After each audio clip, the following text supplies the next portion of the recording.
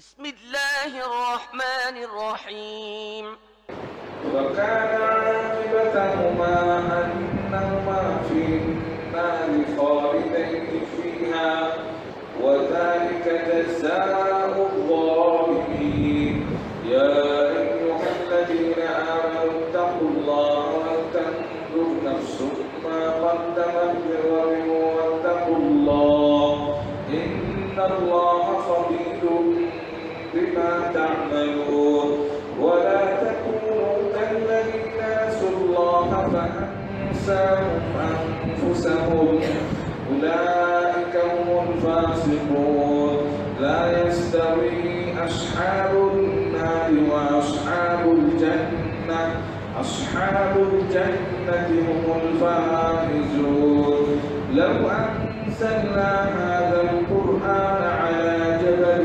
لرأيته خاشعا متصدعا من خشية الله وتلك الأمثال نضربها للناس لعلهم يتفكرون والله الذي لا إله إلا هو عالم الغيب والشهادة هو الرحمن الرحيم هو الله الذي لا إله إلا هو الملك القدوس السلام المؤمن المهيمن العزيز الجبار المتكبر سبحان الله عما يشركون والله الخالق البارئ المصور له الأسماء الحسنى يسبح له ما في السماوات والأرض وهو العزيز الحكيم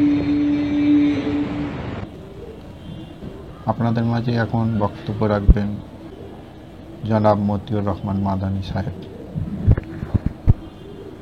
السلام عليكم ورحمة الله وبركاته إن الحمد لله نحمده ونستعينه ونستغفره ونعوذ بالله من شرور أنفسنا ومن سيئات أعمالنا من يهده الله فلا مضل له ومن يضلل فلا هادي له وأشهد أن لا إله إلا الله وحده لا شريك له وأشهد أن محمدا عبده ورسوله صلى الله تعالى عليه وعلى آله وصحبه وسلم تسليما كثيرا أما بعد فقد قال الإمام البخاري رحمه الله تعالى باب قول الله تعالى وآتينا داود زبورا الزبر الكتب واحدها الزبور زبرت أي كتبت ولقد آتينا داود منا فضلا يا جبال أوبي معه قال مجاهد سبه معه والطير وألن له الحديد أن اعمل سابغات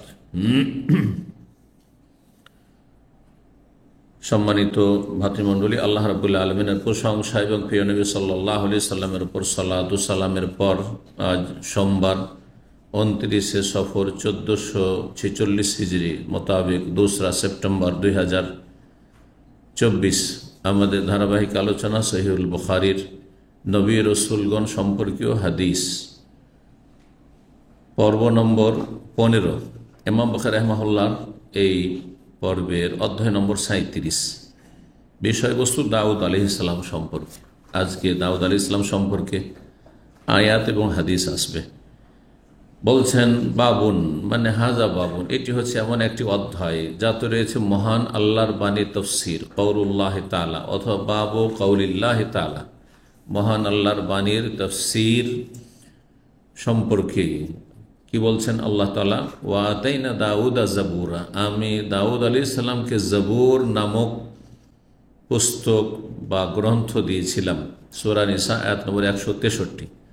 তাহলে দাউদ আলাইহিস সালামকে আল্লাহ একটি আসমানি কিতাব দিয়েছিলেন যাতে ছিল আল্লাহ রাব্বুল আলামিনের বিধান, যে কিতাবের নাম ছিল জাবুর।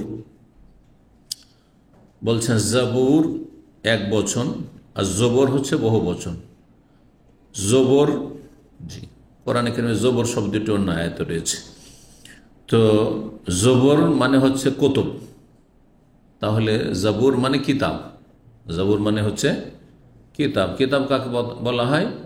কিতাব মানে মাকতুব, লিখনি, যে কোনো এমন একটা পুস্তক যাতে লেখার কিছু সমষ্টি রয়েছে, কিছু কথা লেখা আছে, তার নাম হচ্ছে কিতাব। এই জন্য চিঠিকেও কিতাব বলা হয়, আরবিতে চিঠিকেও কিতাব বলা হয়। তো কিতাব মানে লিখনি, যাতে কিছু লেখা আছে, সেটা হচ্ছে কিতাব, সেটা ছোট হোক অথবা বড় হোক। আমরা বিভিন্ন ভাষায় আরবিরা কিতাব যদি ক্ষুদ্র হয় তো কোতাইয়েব তাসগির, আমরা যদি ছোট কিতাব হয় তো পুস্তিকা, হ্যাঁ, আর বড় হইলে পুস্তক, হ্যাঁ, গ্রন্থ আর বই, আমরা বিভিন্ন ভাষা প্রয়োগ করে থাকি। কিন্তু কিতাব মানে মূলত হচ্ছে যাতে কিছু লেখা আছে সেটাই কিতাব, সেটা ছোট হোক অথবা বড় হোক। তো জবর বহুবচন যেহেতু, সুতরাং তার অর্থ হচ্ছে কুতুব, আর কুতুব হচ্ছে জমা, বহুবচন কিতাবের। ওয়াহিদুহা জাবুর, জবরের এক বচন হচ্ছে জাবুর। তাহলে দাউদ আলাইহিস সালামকে আল্লাহ আসমানি কিতাব দিয়েছিলেন, জাবুর মানে যাতে আল্লাহর বিধান লেখা রয়েছে। জি, আর ওরা বলে জাবারতা, জাবারতা মানে কাতাবতা, তুমি লিখেছো, কাতাবা একতবা জাবারা ইয়াজবুর। আর একটি আয়াত সূরা সাবার আয়াত নম্বর 10 আর 11, তাতে রয়েছে ওয়ালাকাদ আতাইনা দাউদা মিন্না ফাদলা, নিশ্চয়ই আমি দাউদ আলাইহিস সালামকে আমার পক্ষ থেকে বিশেষ অনুগ্রহ দিয়েছিলাম। ফজল মানে হচ্ছে অনুগ্রহ। ফজল সাধারণত পার্থিব অনুগ্রহকে বলা হয়, পার্থিব অনুগ্রহ।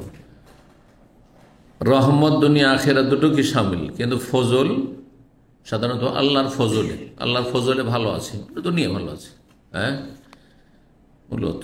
যদিও আখেরাতের অনুগ্রহ সবচেয়ে বড় অনুগ্রহ, কিন্তু সাধারণত ভাষাগত দিক থেকে কোরআন হাদিসে ফজল শব্দটি পার্থিব যেসব মানুষের প্রয়োজনের নিয়ামত সেগুলি সম্পর্কে প্রয়োগ হয়েছে। এই জন্য কোরআনে কিনে আল্লাহ বলছেন জুমার দিনের সলাত সম্পর্কে, ফাইজা কুজিয়াতিস সলাতু ফান্তাশিরু ফিল আরদ ওয়াবতাগু মিন ফাজলিল্লাহ। যখন সলাত সম্পূর্ণ হয়ে যায়, মানে জুমার সলাত শেষ, ফান্তাশিরু ফিল আরদ, তখন পৃথিবীতে তোমরা ছড়িয়ে পড়ো, মসজিদে বসে থাকার প্রয়োজন নেই, এখন রুজি রোজগার করো। সকাল থেকে এসেছে, অনেকে সকাল থেকে প্রস্তুতি নিয়েছে, সকাল থেকে কোনো রুজি রোজগার নেই, দিন পার হচ্ছে, তোকে অনেকের প্রয়োজন, প্রতিদিন রুজি রোজগারের প্রয়োজন রয়েছে। ওয়াবতাগু মিন ফাদলিল্লাহ, এবং আল্লাহর অনুগ্রহ তলাশ করো, মানে আল্লাহ রুজি রিজকিল্লাহ, রুজি রিজক তলাশ করো, যার যেখানে কাজকর্ম সুযোগ সুবিধা আছে রোজগার করো। এই জন্য মসজিদে ঢোকার সময়, হ্যাঁ, কি দোয়া? আল্লাহ মাফতাহলি আবু আবা রহমাতে, কারণ মসজিদের ভিতরে দুনিয়াদারি নেই, কি আছে? আখিরাত। যদিও আপনার দুনিয়া মানসিক শান্তি থাকবে, শারীরিক শান্তি আর ইত্যাদি, রুজিতে বরকত নেমে আসবে আল্লাহর ইবাদতবন্দি করলে, কিন্তু মূলত ওখানে দুনিয়ার পয়সার গরজ করে গেলে হবে না, হ্যাঁ, স্বার্থে গেলে হবে না। মসজিদের ভিতরে যেন রাহমাত দেখা, তোমার রহমতের দরজা খুলে দাও। কিন্তু মসজিদ থেকে যখন বের হচ্ছেন তখন এখন আপনি দুনিয়াদারি করতে যাবেন, চাকরি থাকলে চাকরি, হ্যাঁ, ব্যবসা থাকলে ব্যবসা, যদি শ্রমিক হন তো শ্রম দিতে যাবেন, ইত্যাদি ইত্যাদি। সুতরাং আল্লাহুম্মা ইন্নী আসআলুকা মিন ফজলিকা, আল্লাহ এখন তোমার অনুগ্রহ ফজল তলাশ করছে। এই জন্য কোনো দুনিয়ার নিয়ামত পেলে যালিকা ফজলুল্লাহ ইউতিহি মান ইয়াশা, বাড়ি, হ্যাঁ, ঘর, গাড়ি, যালিকা ফজলুল্লাহ। জি জি। তো দাউদ আলাইহিস সালামকে আমি কি দিয়েছিলাম? আমরা বিশেষ অনুগ্রহ দিয়েছিলাম, রাজত্ব দিয়েছেন, রাজত্ব, রাষ্ট্রীয় ক্ষমতা, বড় অনুগ্রহ দুনিয়ার। জি, যদি সেটা সৎ ব্যবহার হয়, অসৎ ব্যবহার হয় তো মহাবিপদ ডেকে নিয়ে আসবে দুনিয়া আখেরাতে। দুনিয়া তো লাঞ্ছিত মানুষের কাছে ঘৃণিত, আর আখেরাতে জাহান্নামের কঠিন শাস্তি রয়েছে। কারণ যার যত বড় নিয়ামত তার হিসাবও ওই রকমই, যাকে যত আল্লাহ কম দিয়েছেন তার হিসাবও কম। কিসের আল্লাহ হিসাব নেবেন? পয়সা নাই, জাকাতের হিসাব নেই, খেয়ে দেয় শেষ, তাই না? পয়সা নেই, হজের হিসাব নেই, হজ করনি কেন? হ্যাঁ, ওমরারও পয়সা নেই, ওমরারও হিসাব নেই, কিছু হিসাব নেই। দান খায়রাত, মসজিদ মাদ্রাসা সবাই চাঁদা দিয়েছে, তুমি দাও না কেন? আল্লাহ পয়সা নেই, নিজের পেট চালাতে, নিজের পরিবারের পেট চালাতে তো আমি হিমশিম খাচ্ছি, কোনো হিসাব নেই, ঠিক কেন? যার পয়সা আছে, হ্যাঁ, প্রত্যেকটা হিসাব আছে, হজের হিসাব আছে, জাকাতের হিসাব আছে। এমনি তুমি সাদকা করেছো কিনা, এত পয়সা দিয়েছো, শুধু জাকাত, আর দাওয়াতি কাজে, দিনের কাজ, আল্লাহর দিনের কাজে খরচ করতে হবে না, মসজিদের জন্য খরচ করতে হবে না, দিনী প্রতিষ্ঠানে খরচ করতে হবে না, ওই হিসাব আছে। ওই হিসাব কোথা থেকে এসছে, কোথায় গেছে, বেশি পয়সায় নেই তো কোথা থেকে জানা আছে কয়টা পয়সা কোথেকে আসছে। আর যারা অঢেল সম্পদও জানেন যে কোথা থেকে এত পয়সা আসছে, আর কোথায় যে খরচ করছে, এত অপচয় শয়তানি কাজে খরচ করছে, হারাম কাজে খরচ করছে, আসছেও হারাম উপায় আর যাচ্ছেও হারাম উপায়, হারাম ক্ষেত্রে তো হিসাব কঠিন। এজন্য যার যত কম নিয়ামত আল্লাহ শুকরিয়া দেখ, আলহামদুলিল্লাহ, হিসাবও কম। তো দাউদ আলাইহিস সালামকে আল্লাহ বড় অনুগ্রহ দিয়েছিলেন বলছেন, আর আল্লাহ নির্দেশ দিয়েছিলেন তাকেও এবং তার সাথে পাহাড়কেও, ইয়া জেবালু, হে পর্বতমালা, আউওয়ে মাহু, দাউদ আলাইহিস সালামও আমার তসবিহ করছে, তার সাথে তোমরাও আমার তসবিহ করো। পাহাড় পর্বতকে আল্লাহ তসবিহ নির্দেশ দিয়েছেন। ইমাম মুজাহিদ রাহিমাহুল্লাহ প্রখ্যাত বলছেন, আউওয়াবি মাহু, আউয়াব মানে হচ্ছে আল্লাহ অভিমুখী হওয়া, আল্লাহর দিকে ঝাঁপিয়ে পড়া। তা আল্লাহ দিকে ঝাঁপিয়ে পড়া, আল্লাহর গুণগান করো। সাব্বিহি মাহু, দাউদ আলাইহিস সালামের সাথে তোমরা কি করো, হে পর্বতমালা তোমরা তসবিহ করো। ওয়াত্তাইরা, এবং পক্ষীকুলকেও আল্লাহর নির্দেশ দিয়েছেন যে হে পাখি, হে পক্ষীকুল, পাখির যত জাত রয়েছে তোমরাও তসবিহ করো। তো দাউদ আলাইহিস সালাম যখন তসবিহ করতো, তার সাথে পাহাড় পর্বত, চারিদিকে নদী নালা, আল্লাহর সৃষ্টি, পশু পাখি সব তসবিহ করত, পাখিরা তসবিহ করত। ওয়াত্তাইরা ওয়া আলান্না লাহুল হাদিদ, আর তাকে এমন এমন দুনিয়ার অনুগ্রহ মানে ক্ষমতা দিয়েছেন যেটা দুনিয়ার কোনো রাজা বাদশাকে আজকাল বা কোনো যুগে দেওয়া হয়নি। তা হচ্ছে তার জন্য লোহাকে অত্যন্ত নরম করে দিয়েছেন, কোমল করে দিয়েছেন। লোহা কত শক্ত। ওয়ানজালনাল হাদিদ, সূরা হাদিদ একটি সূরার নামই হচ্ছে লোহা। ফিহে বাসুন শাদীদ, আল্লাহ বলছেন আমি লোহা নামিয়েছি। তাহলে লোহা আল্লাহ নামিয়েছেন, লোহা আল্লাহর বিশেষ দান। দুনিয়ার যত শক্তির উৎস তা লোহাতে রয়েছে। হ্যাঁ, যত শক্তি এই লোহা, লোহা দিয়ে সমস্ত কিছু তৈরি। জি, তো ওয়ানজালনা ফিহে বাসুন শাদীদ, তাতে প্রচণ্ড ক্ষমতা রয়েছে, প্রচণ্ড শক্তি রয়েছে, শাদীদ। ও মানাফিউ লিন্নাস, এবং মানব জাতির জন্য, মানব সকলের জন্য বহুমুখী উপকারিতা রয়েছে। লোহা দেখিয়ে সব যতগুলি অস্ত্র শস্ত্র এই সেই আর সেই পার সবই লোহা দিয়ে তৈরি হচ্ছে, সব কিছুতে লোহা। বাড়ি ঘর, বিল্ডিং, হ্যাঁ, আপনার টাওয়ার, সমস্ত কিছু লোহা, আপনার ব্রিজ, পোল, সমস্ত কিছু লোহার, লোহা, সব কিছুতে লোহা। লোহা ছাড়া দুনিয়া মানুষের অচল। তো বলছেন তার হাতে লোহাকে আমি কি করে দিয়েছিলাম, মমের মতো, মম বুঝেন তো, আটা সানার মতো নরম করে দিয়েছিলাম। লিন মানে নরম, আলান না। আর তাকে আমি নির্দেশ, আনেমাল সাবেগাত, হে দাউদ তুমি তৈরি কর এই লোহাগুলি থেকে। সাবেগাত মানে পূর্ণ মাপের লৌহবর্ম। সাবাগা বা আসবাগা মানে পূর্ণ করা। এই জন্য নবী হাদিস বলেছেন, আসবাগুল উযু, তোমরা উযু পরিপূর্ণ রূপে করো। পরিপূর্ণ উযুর অধ্যায় আমি ব্যাখ্যা করেছি। একটি ব্যাখ্যা হচ্ছে যে উযুর অঙ্গগুলি পুরোপুরি সুন্দর করে ধৌত করে, কোনো জায়গায় সামান্য যেন শুকনো না থেকে যায়, অসম্পূর্ণ না থেকে যায়। এই ইসবাগুল উযু, উযুকে পরিপূর্ণ করা হচ্ছে ফরজ, নাহলে উযু হবে না। আর একটি হচ্ছে মুস্তাহাব, সুন্নাত, সেটি হচ্ছে 3 বার করে, একবার সর্বনিম্ন, তার উপরে ভালো হচ্ছে 2 বার, আর 3 বার করলে হচ্ছে এটা ইসবাগুল উযু, উযু পরিপূর্ণ করা। এই জন্য হাদিসে রয়েছে যে মুমিন বান্দার মর্যাদা উঁচা কিসে, ইসবাগুল উযু, উযু পরিপূর্ণ করলে। ঠান্ডা কনকনে পানি, হ্যাঁ, শরীরে যেখানে দিচ্ছেন তাতে মনে হচ্ছে কেটে পড়ছেন। কনকনে ঠান্ডার দিনে তায়েফে উমরা করতে গিয়ে ঠান্ডার দিনে উযু করে দেখিয়েন, হ্যাঁ, জানুয়ারি ফেব্রুয়ারিতে উযু করে দেখিয়েন। একবার আমার মনে আছে ছাত্রকালে প্রথম তায়েফে গিয়েছি, এশা পড়তে ঢুকেছি একজন, তখন তো অভিজ্ঞতা ছিল না, প্রথম নতুন নতুন এসে 1 বছর হয়েছে, প্রথম তায়েফে কোনোদিন যায়নি, ওখানকার অবস্থা জানি না। উযু করেছে, যেখানে পানি লাগছে সেটা মনে হচ্ছে কেটে পড়ে যাচ্ছে, আছে কিনা আর বোঝা যায় না। সুবহানাল্লাহ। এইরকমই এই দম্মাম আর রিয়াজ কাসিম এইসব জায়গায় এই গ্রীষ্মকালে দুপুরবেলা উজু করা, হ্যাঁ মনে হচ্ছে জ্বালিয়ে দিচ্ছে, তাই না? উজু করা এটা আলামাকারে কষ্ট করে উজু পরিপূর্ণ করা, কোনো করে একটু গরমে নেওয়া যায় না, না না ভালো করে উজু করা, আবার শুকনো রেখে দিও না। জি, আর 3 বার নিলে যদি গরম পানি 3 বার অথবা কনকনে ঠান্ডা পানি 3 বার করে নেন তাহলে আরও কষ্ট, হ্যাঁ যত বেশি তত বেশি কষ্ট। ইসবাগুল উজু, সাবেগাত শব্দটি ওখান থেকে, ওয়াসবাগা আলাইকুম নিয়ামাহু যাহিরাতান ওয়া বাতিনা, আল্লাহ বলছে সূরা লোকমানে, তোমাদেরকে আল্লাহ পরিপূর্ণরূপে জাহেরি বাতিনি নিয়ামত দিয়েছেন। জাহেরাতান ওয়া বাতিনা, যা দেখা যাচ্ছে দৃশ্য, আর বহু নিয়ামত আছে, নিজের নিয়ামত নিজে দেখেন। এই যে কলকারখানা আল্লাহ রাব্বুল ভিতরে যন্ত্রপাতি রয়েছে, কত সুন্দর করে সুঠাম সেট করা আছে, আর আপন অবস্থায় 60 বছর 70 বছর কাজ করতে আছে, কোনো একটাও খারাপ হয় না।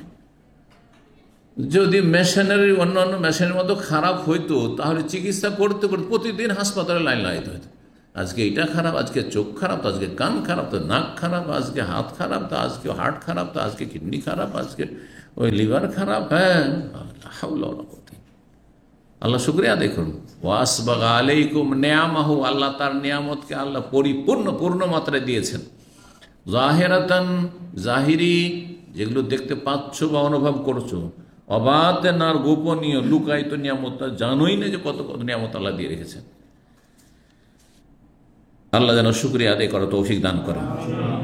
আল্লাহুম্মা ইন্না আলা যিকরিকা ওয়া শুকরিকা ওয়া হুসনি ইবাদাত আনিমাল সাবিগাত। বলছেন দাউদ আলাইহিস সালাম, আল্লাহ তুমি কি করো, হ্যাঁ পূর্ণ মাপের, মানে ঢিলা ঢালা, কিন্তু যেটা লাগে অতি ঢিলাও না আর অতি টাইটও না, কোনোটাই ভালো না। আবার পরিপূর্ণ মাপের লৌহবর্ম তৈরি করো, সূরা সাবার আয়াত।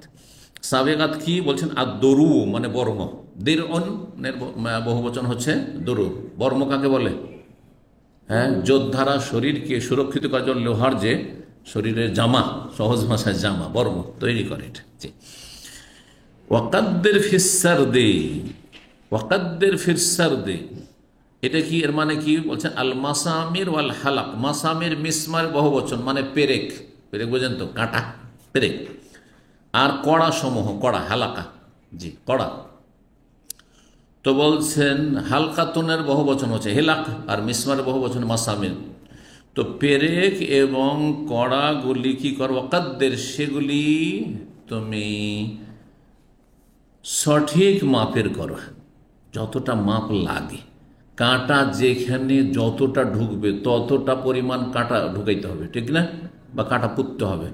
যদি বড় ছোট করেন, যারা আপনার বিভিন্ন বিল্ডিংয়ে কাজ করছেন বা ইলেকট্রিশিয়ান কাজ করছেন তারা বুঝেন, হ্যাঁ কারেন্টের কাজ, যেখানে যে কাঁটা ঢুকবে তার চাইতে ছোট দিলেও হ্যাঁ ঢিলা থেকে যাবে, আর যদি বড় দেন তো ভেঙে যাবে জিনিসটা, হ্যাঁ ভেঙে যাবে।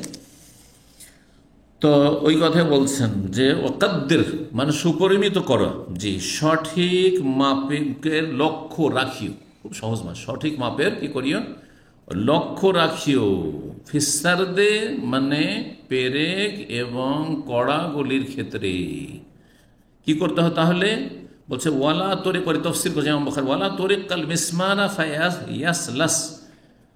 এই মিসমার মানে এই যে মিসমার এক বচন চলে আসলো, পেরেকগুলি বা কাঁটাগুলিকে হ্যাঁ ঢিলা করিও না, যেগুলো ঢিলা না না সেগুলিকে নরম করিও না। রাকিক মানে হচ্ছে নরম বা চিকন, সরু।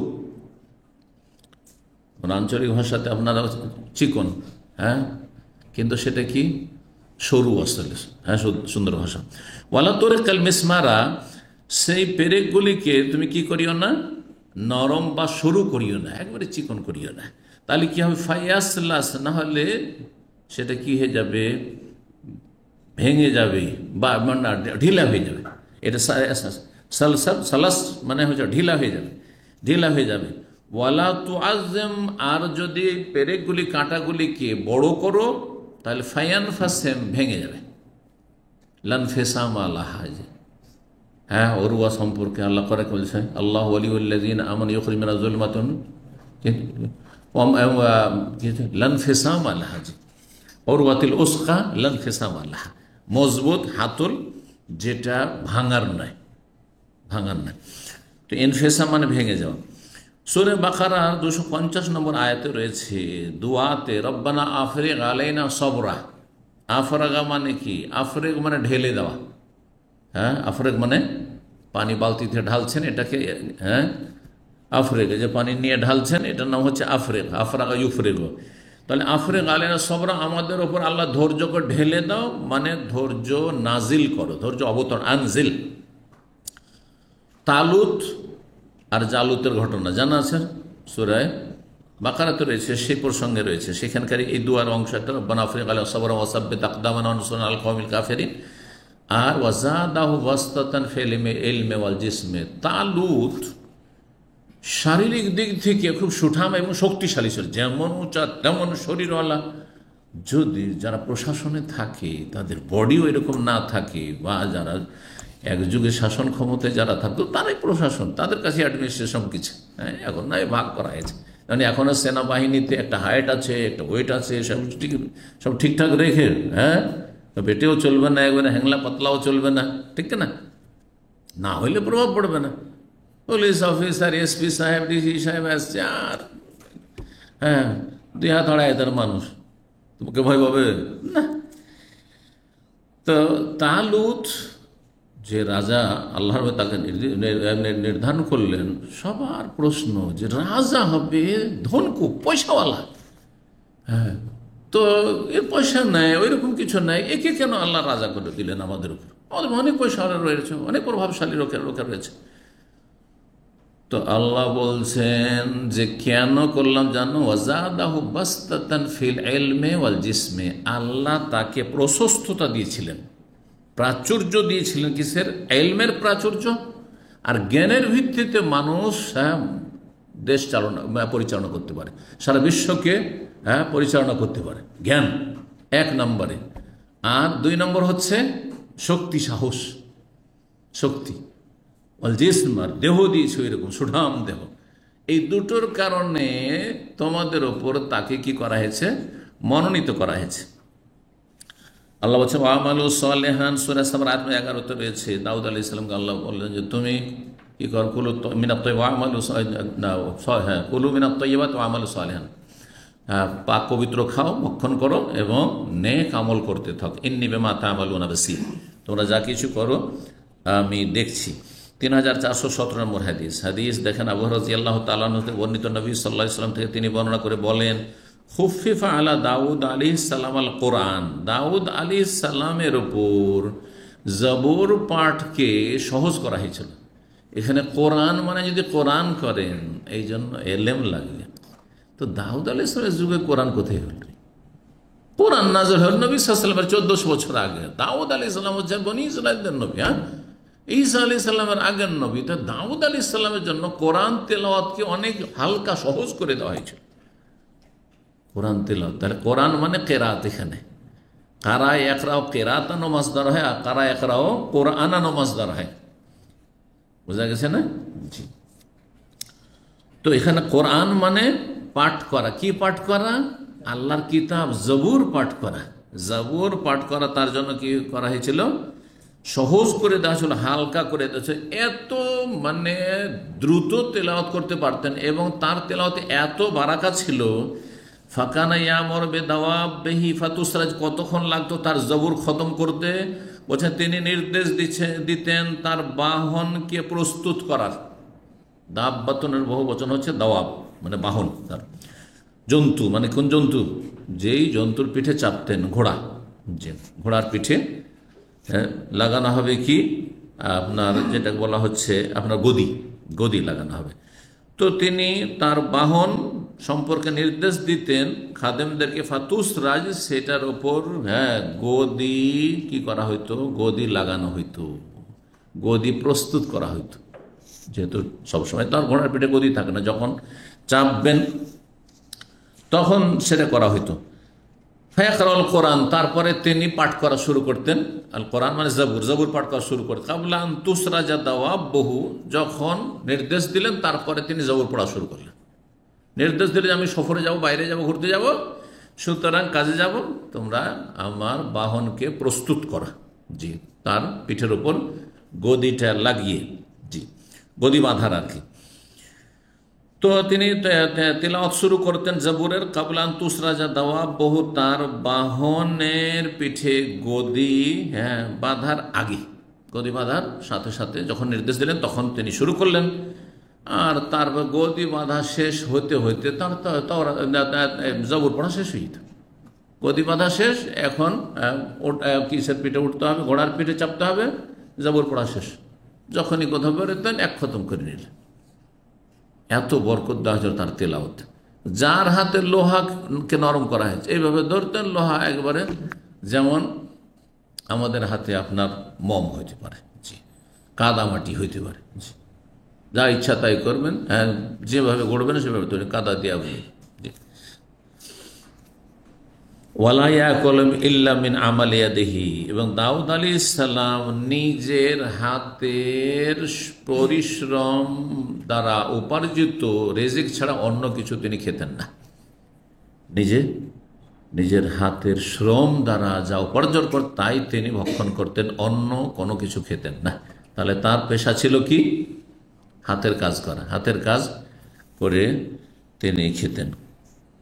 এই যে লোহার বড় বড় বিভিন্ন কিছু তৈরি করতেন, যা আসছে সামনের অধ্যায়গুলিতে আসছে। তো এই ছিল হাদিস। 3418 নম্বর হাদিস বর্ণনা করেছেন সাঈদ ইবনে মুসাইয়্যিব এবং আবু সাবিন আব্দুর রহমান, দুইজন তাবেঈ। আব্দুল্লাহ বিন আমর ইবনে আস রাদিয়াল্লাহু তাআলা আনহুমা থেকে বলেন, উখবিরা রাসূলুল্লাহ সাল্লাল্লাহু আলাইহি ওয়াসাল্লাম, রাসূলুল্লাহ সাল্লাল্লাহু আলাইহি ওয়াসাল্লামকে জানিয়ে দেওয়া হলো, মানে কেউ গিয়ে জানিয়ে দিয়েছেন যে আব্দুল্লাহ বিন আমর বড়ই দিনদার ছিলেন এবং নফল ইবাদত বন্দেগীতে বড়ই তিনি নিজে কঠোর ছিলেন, মানে কঠিন পরিশ্রম করতেন, মানে সীমাহীন পরিশ্রম করতেন, যে পরিশ্রম আসলে শরীয়তে স্বীকৃত নয় এবং শরীরের জন্য ক্ষতিকর। নবী সাল্লাল্লাহু আলাইহি ওয়াসাল্লামকে কেউ গিয়ে অভিযোগ করে জানিয়ে দিয়েছে এরকম কাজ করছে। বলছেন নবী সাল্লাল্লাহু আলাইহি ওয়াসাল্লামকে খবর দেওয়া হলো কি, আন্নি আকুল, আমি বলেছি। তিনি মন্তব্য করেছেন, এই কঠোর পরিশ্রমকে ইবাদত করতেন। তিনি একসময় মন্তব্য করেছেন, ওয়াল্লাহি, আল্লাহর কসম করে বলছি, লা আসুমান্নান নাহার, সারা জীবন দিনে আমি সিয়াম পালন করবো, রোজা রাখবো প্রতিদিন। ওয়ালা আকুমান্নাল লাইলা, মাইশত, যতদিন বাঁচবো আমি রাত্রে সারা রাত তাহাজ্জুদ পড়ব, যতদিন বাঁচবো, দিনে কোনো দিন পানাহার করব না, আর রাতে আমি ঘুমাবো না। তো শরীরকে হক দিবেন কখন? আপনি স্ত্রী না হয় বিয়ে শাদী করলেন না, সংসার ত্যাগী হয়ে গেলেন, হ্যাঁ, আর সংসার ত্যাগী হওয়া জায়েজ, সাহাবাদের জন্য জায়েজ ছিল না। তো এই জন্য সমস্ত যে হকগুলি আমাদের সাথে সংশ্লিষ্ট, মেলাগুলি অধিকার হক আছে আমাদের সাথে জড়িত, সবগুলি হকে যদি ভারসাম্য বহাল না রাখেন তাহলে জুলুম হয়ে যাবে। শরীরকে যদি হক বেশি দিয়ে দেন তাহলে অন্যের হক কমে যাবে, শরীরকে যদি হক কম দেন তো অন্যের হক বেশি হবে, বেশি করতে গেলেন হয়তো তখন শরীরের হক কমে গেল। কথা বোঝা গেছে? সবগুলির হককে বহাল রাখা, ভারসাম্যহীন না হওয়া, এটা হচ্ছে একজন দিনদার, পরহেজগার এবং জ্ঞানীর পরিচয়। আর জাহেল ইবাদত বন্দেগীকারী, জাহেল, দিনের জ্ঞান নেই, যেটা বুঝেছে সেইটাকে খুব আঁকড়ে ধরেছে আর বাকি উপেক্ষা করেছে। কিছু লোককে দেখা যায় এই জন্য যে আপনার বিশেষত তবলিগীদের মধ্যে দেখবেন, উদাহরণত তাহলে বাস্তবে বুঝতে পারবেন, সুবহানাল্লাহ, এত কঠোর পরিশ্রম করে, এক চিল্লা থেকে আসলো, আবার 2-3টা দিন বাড়িতে থাকলো, আবার চিল্লে কোথায় চলে গেল। তাদের তরিকাতে তো খুব সওয়াবের কাজ করছে, সেটা সওয়াব পাক আর না, বেদাতের কারণে কোনো সওয়াব পাবে না, উল্টো গুণ হবে, সেটা ভিন্ন বিষয়। কিন্তু আপন ধারণা তো খুব সওয়াবের কাজ করছে না। আমার বেশ কিছু তবলিগীদের সাথে এমনি তারা ডাক্তার অথবা তারা শিক্ষিত মানুষ বা এবং ভালো আখলাক চরিত্রের, সেই জন্য এলাকার মানুষ, শিক্ষিত মানুষ, খুব খাতির ছিল। একজন ডাক্তার সাহেব ছিলেন, হোমিও ডাক্তার এবং খুব সিনিয়র ডাক্তার, রাহিমাহুল্লাহ, দুনিয়া থেকে চলে গেছেন। আমাকে ছাত্র জীবন থেকে উনি চিনতেন এবং ভালোবাসতেন। তারপরে মদিনা আসলাম, মদিনা থেকে গেলাম। মদিনা থেকে যাওয়ার পরে উনি আমার বাবার চাইতে বয়স কম হবে না, আমার সামনে হাঁটে না, আমাকে বলছে আপনি আগে হাঁটেন, আমার পিছনে হাঁটেন। তোর মধ্যে একটা অতিভক্তি আছে হানাফি সমাজে আর দেওবন্দি কমি এসব সমাজে, যদি মহব্বত থাকে, কিন্তু যদি লামজহাবি তাহলে তো আপনি মানুষই মনে করেন। তো ওগুলো তোর মধ্যে ছিল না, যেহেতু ছাত্র জীবন থেকে পরিচিত মানুষ এবং খুব ভালোবাসত, ওনার কাছে যেতাম, অল্প পয়সা, তখন অল্প পয়সাতে হোমিও চিকিৎসা হতো, আজকাল কিন্তু হোমিও অল্প পয়সাতেও হয় না, ওখানে মেলা পয়সা নেই, 1 টাকা 2 টাকাতে চিকিৎসা হয়ে গেল তখনকার যুগে। তো ওনার এক মেয়ে কলেজে পড়ে, 20-22 বছর বয়স হবে, 18 কম তো হবেই না, মাথায় ওড়না পর্যন্ত নেই, বুকের ওপরে ওড়না এভাবে ঝুলে না আমাদের দেশে, ওইরকম ঝুলছে, আর তার চেম্বারে বসে আছে, আল্লাহ মাফ করে দেন। এসে বলছে যে আমাকে বলছে, মাওলানা সাহেব ওনাকে চেনেন? আমি বললাম আমি কী করে চিনব, আমি তো হয়তো মোহাম্মদ চেনাচ্ছে আমাকে, তো আমি কী করে চিনব? বলছে এটা আমার খালা, মানে ওনার ছোট মেয়ে। আমি তো লজ্জায় পড়ে গেলাম, কথা বুঝতে পেরেছে তো কথা। এইদিকে ওইটা, আর ওই দিকে একটু সময় পেলে চিল্লা চলে যান, হ্যাঁ দূরের চিল্লা যেতেন না হয় যেত, কিন্তু এলাকার চিল্লাগুলোতে যেতেন ওটা, হ্যাঁ 3 দিনের জন্য প্রতি সপ্তাহে চলে যাওয়া, চেম্বার টেম্বার ছেড়ে দিয়ে বন্ধ করে দিয়ে চলে যাওয়া। তো এই যে ব্যালেন্সলেস বন্দেগী, এটা আলেমের পরিচয় না। আলেমের পরিচয় হচ্ছে যে ভারসাম্যটা ঠিক থাকবে সব কিছুতে, এলিমও শিখবেন, হ্যাঁ আবার কিছু লোক আছে, আলেম সমাজও আছে, আমাদের আহলে হাদিসদের মধ্যে আছে, এইদিকে পড়াশোনা খুব বেশি করছে, হ্যাঁ মাদ্রাসার ছাত্র জীবন থেকে রেজাল্টও ভালো করছে, পড়াশোনা করছে, দাওয়াতি কাজ করছে, নফল ইবাদত, ফরজ থেকে সালাম ফিরে মোবাইল টিপা শুরু করতে, মোবাইলই তসবি করছে, মানে ও কি মেসেজ এসছে সাথে সালাম ফেরার পরে দেখবেন, আবার অনেকে আছে কিন্তু। তারপরে তাহাজ্জুদ তো নেই সারা জীবন, হ্যাঁ নফল রোজা নেই, পৌষ মাসে মাঘ মাসে, শীতকালও তো থাকবে, ঠিক আছে গরমের দিনে অনেকের জন্য অসুবিধার কারণ আছে, অনেকের জন্য অসুবিধার কারণে বিভিন্ন সমস্যা শারীরিক থাকতে পারে মানুষ, কিন্তু বছরে কিছু কিছু সময় তো থাকবে। তাহাজ্জুদ সারা বছর পারবো না, যখন রাত এত লম্বা, যখন 8 ঘন্টা না ঘুমাইলে ফজর হবে না, তখন তো তাহাজ্জুদ পড়বেন আপনি। আরে কিছুই নাই, এদিকে সালাতুল দুহা নেই, 2 রাকাত নামাজ, এইদিকে প্রতি মাসে একটা করে কোরআন খতমও নেই, আর এইদিকে দেখা যাচ্ছে যে এতগুলি 50টা হোয়াটসঅ্যাপ গ্রুপ আছে, সবগুলিতে প্রশ্ন উত্তর দিচ্ছেন আপনি ধারাবাহিক। কোনো ব্যালেন্স ভারসাম্য আছে আপনার? 50টা গ্রুপ না দিয়ে 2-3টে গ্রুপের দেন, আর কিছুটা তাহাজ্জুদ পড়েন, সালাতুল দুহা পড়েন, মাঝে মাঝে নফল রোজাও রাখেন, কথা বোঝা গেছে? এটা যে ভারসাম্য জীবনে, ভারসাম্য থাকতে হবে ইবাদত বন্দেগীর ক্ষেত্রে। এই লোকে মানুষের হকুকের ক্ষেত্রে স্ত্রীর হক ওইটা বেড়েও না যায়, কমেও না যায়, হ্যাঁ এলেমের হক, ইবাদতের হক, আল্লাহর হক, অন্যান্য হক, ছেলে মেয়েদের হক, ছেলে মেয়েদের হক আছে। এই না যে ছেলে মেয়ে ছুটির দিনও আপনি ঘুরে বেড়াচ্ছেন যেখানে সেখানে, একটা ছুটির দিন সেখানে ছেলে মেয়েকে সময় দিচ্ছেন না, দুপুর খানেও ছেলে মেয়ের সাথে গিয়ে খেতে বসছেন না, কিসের হক আদায় করছেন আপনি? সকালেও ছেলে মেয়ে আপনার সাথে নেই, মাদ্রাসা স্কুলে, দুপুরেও নেই আপনার সাথে, রাত্রেও নেই, অথচ বাড়িতে থাকেন, শুধু পয়সার জন্য ছোটাছুটি করেন। এই কোন জীবন হইল? এগুলো কোনো জীবন হইল? এর জন্য অবশ্যই জীবনে ভারসাম্য থাকতে হবে। এটা হচ্ছে আলেমের পরিচয়, জ্ঞানীর পরিচয়। আলেম মানে মাদ্রাসা পড়া আলেম বলছি না, জ্ঞানীর পরিচয়, যার দিনের জ্ঞান আছে আপনার। তো অনেক সময় আবেগে মানুষ কি হয়ে যায়, ভারসাম্যহীন হয়ে যায়। তিনি বলেছিলেন এই মন্তব্য করে, সারা জীবন রোজা রাখবো আর সারা জীবন রাতে কিয়াম করব, ঘুমাবো না। ফাকালাহু রাসূলুল্লাহ সাল্লাল্লাহু আলাইহি ওয়াসাল্লাম বললেন যে আনতাল্লাযী তাকুল, তুমি এই ধরনের কথা বলেছো, আমার কাছে খবর পৌঁছেছে, এই কথা বলেছো তুমি। ওয়াল্লাহি লা আসুমান্নান নাহার ওয়া লা আকুমান্নাল মাইশ, তো যতদিন বাঁচবো আমি দিনে সারা জীবন রোজা রাখবো আর রাতে সারা জীবন তাহাজ্জুদ পড়বো। বলতে আমি বললাম কাদ কুলতুহু, হ্যাঁ আমি বলেছি। কাল ইন্নাকা লা তাসতিউ যালিকা, তুমি এটা পারবে না করতে, এটা আবেগী কথা। আজকে শুরু করবে, হ্যাঁ 2, 4, 5 বছর 10 বছরে তুমি ক্ষীণ হয়ে পড়বে, বিছানা ধরে নেবে, তুমি চালাতে পারবে না, তুমি নিজেরই ক্ষতি করবে। ফাসুম, রোজাও রাখো, ওয়াফতের, দিনে পানাহারও মাঝে মাঝে করো, কম তাহাজ্জুদও পড়ো, নাম ঘুমাও, অসুম মিনাশ শাহরি সালাসাতা আইয়াম, তুমি মাসে 3টি রোজা রাখো, 3টা রাখলে 3 × 10 = 30 নেকি পেয়ে যাবে তুমি। ওয়াইনাল হাসানাতে বিআশরি আমসালিহা, নেকি 10 গুণ হয়ে যায়, নেকি 10 গুণ হয়ে যায়, 3 × 10 = 30 হয়ে যাবে। যালিকা মিসলু সিয়ামিদ দাহর, এটা হচ্ছে সারা জীবন রোজা রাখার মতো, সারা জীবন সিয়াম পালনের মতো। ফাকুল, তো তখন আব্দুল্লাহ বিন আমর তো আবেগে আছেন, হ্যাঁ যুবক মানুষ, এমনি অতিউক আফজাল মিন যালিক, আমি এর চেয়ে বেশি পারবো, আফজাল মিন যালিক মানে আকসার, এর চেয়ে বেশি পারবো আমি। 3টা কেন রোজা বলছেন আমাকে, আমি এর চেয়ে বেশি পারবো। ইয়া রাসূলুল্লাহ, তাহলে ফাসুম ইয়াওমান, তাহলে তুমি একদিন রোজা রাখো, আফতির ইয়ামাই, 2 দিন তুমি পানাহার করো, একদিন রোজা রেখে 2 দিন বিরতি দাও, তাহলে কি হয়ে গেল? 4 মাস রোজা আর 8 মাস হচ্ছে হ্যাঁ বিনা রোজা, খাওয়া দাওয়া করো।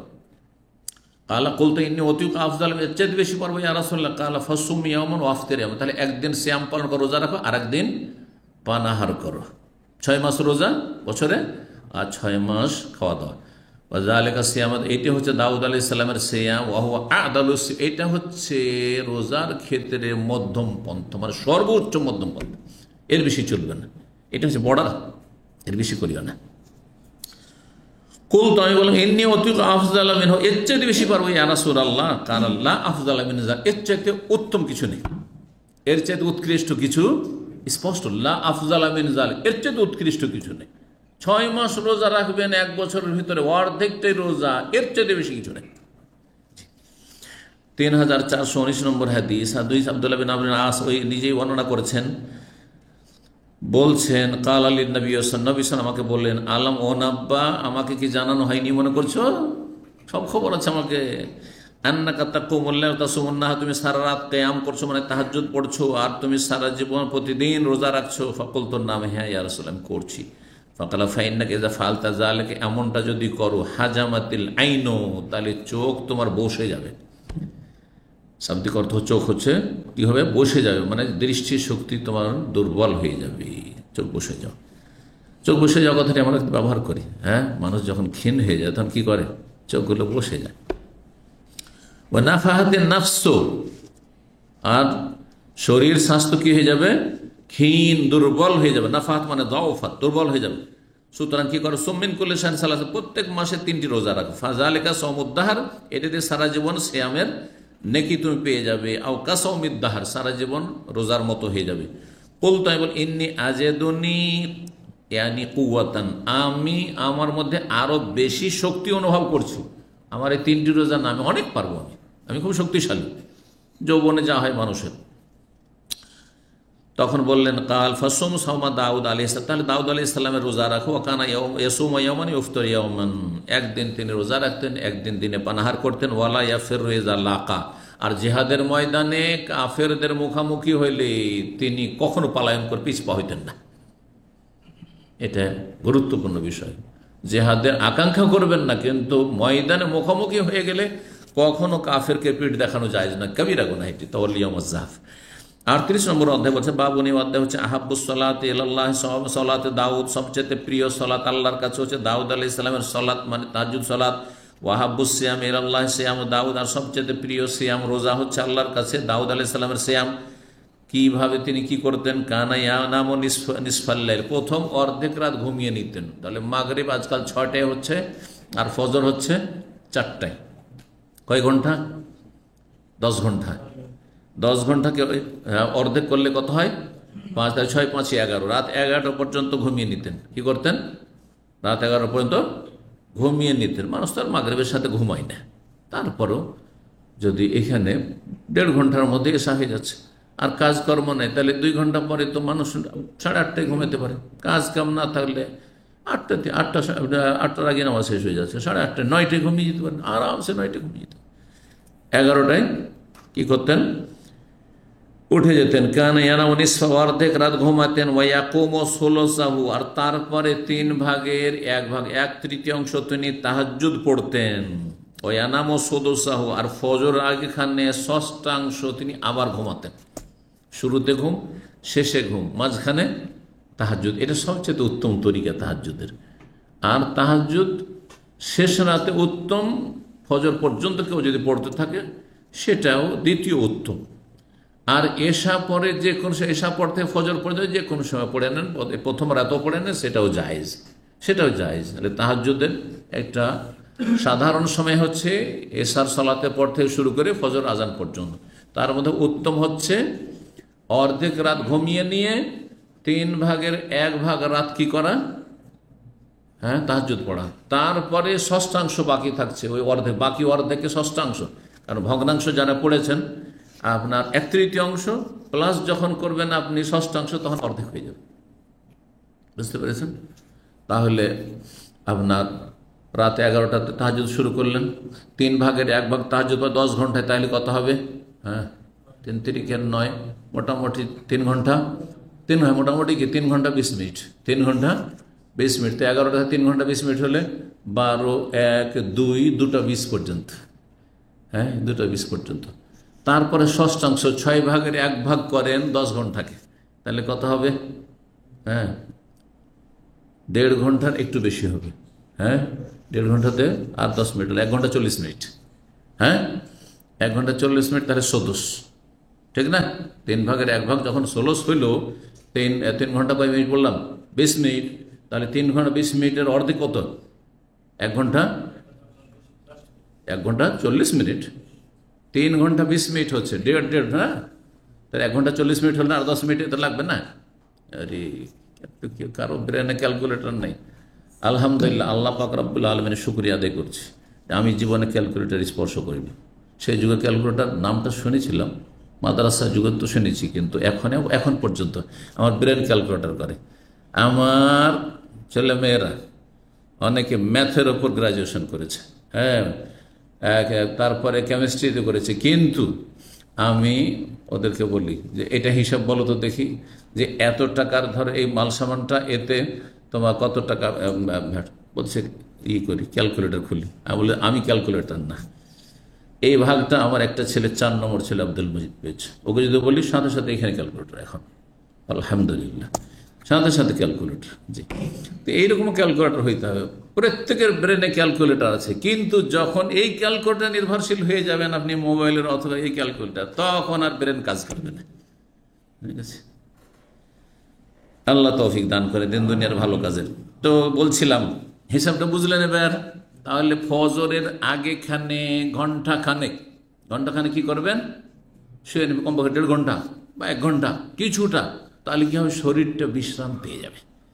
কারণ তাহাজ্জুদ পড়তে পড়তে পড়তে তারপরে যদি আপনি 2-3 ঘন্টা পড়েন, আজকাল তো তাহাজ্জুদের কোনো কোয়ালিটি নেই সেই জন্য, কিন্তু 2-3 ঘন্টা যদি তাহাজ্জুদ পড়েন, তারপর আজান হওয়ার পর আবার আধা ঘন্টা অপেক্ষা করতে ফজরের জন্য, সেই সময় কিন্তু আপনার কী হয়ে যাবে? শরীরটা ক্লান্ত হয়ে যাবে, আর তখন আর খুশুর সাথে ফজরটা হবে না, শুধু ছটপট করবেন, কখন যে কামত হবে, কখন নামাজটা শেষ হবে, কখন গিয়ে লম্বা হবো, ঘুম পড়া হয়নি, হবে না?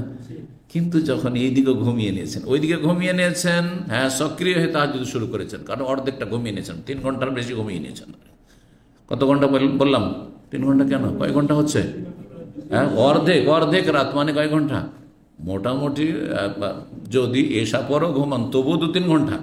3 ঘন্টা ঘুমিয়ে নেওয়ার পরে উঠে গেলেন, আর তারপর তাহাজ্জুদ পড়লেন, তারপরে আবার তাহাজ্জুদ পড়লেন আপনি 3-3.5 ঘন্টা, তার সুন্নতি তরিকা বলছি, যেটা উত্তম তরিকা।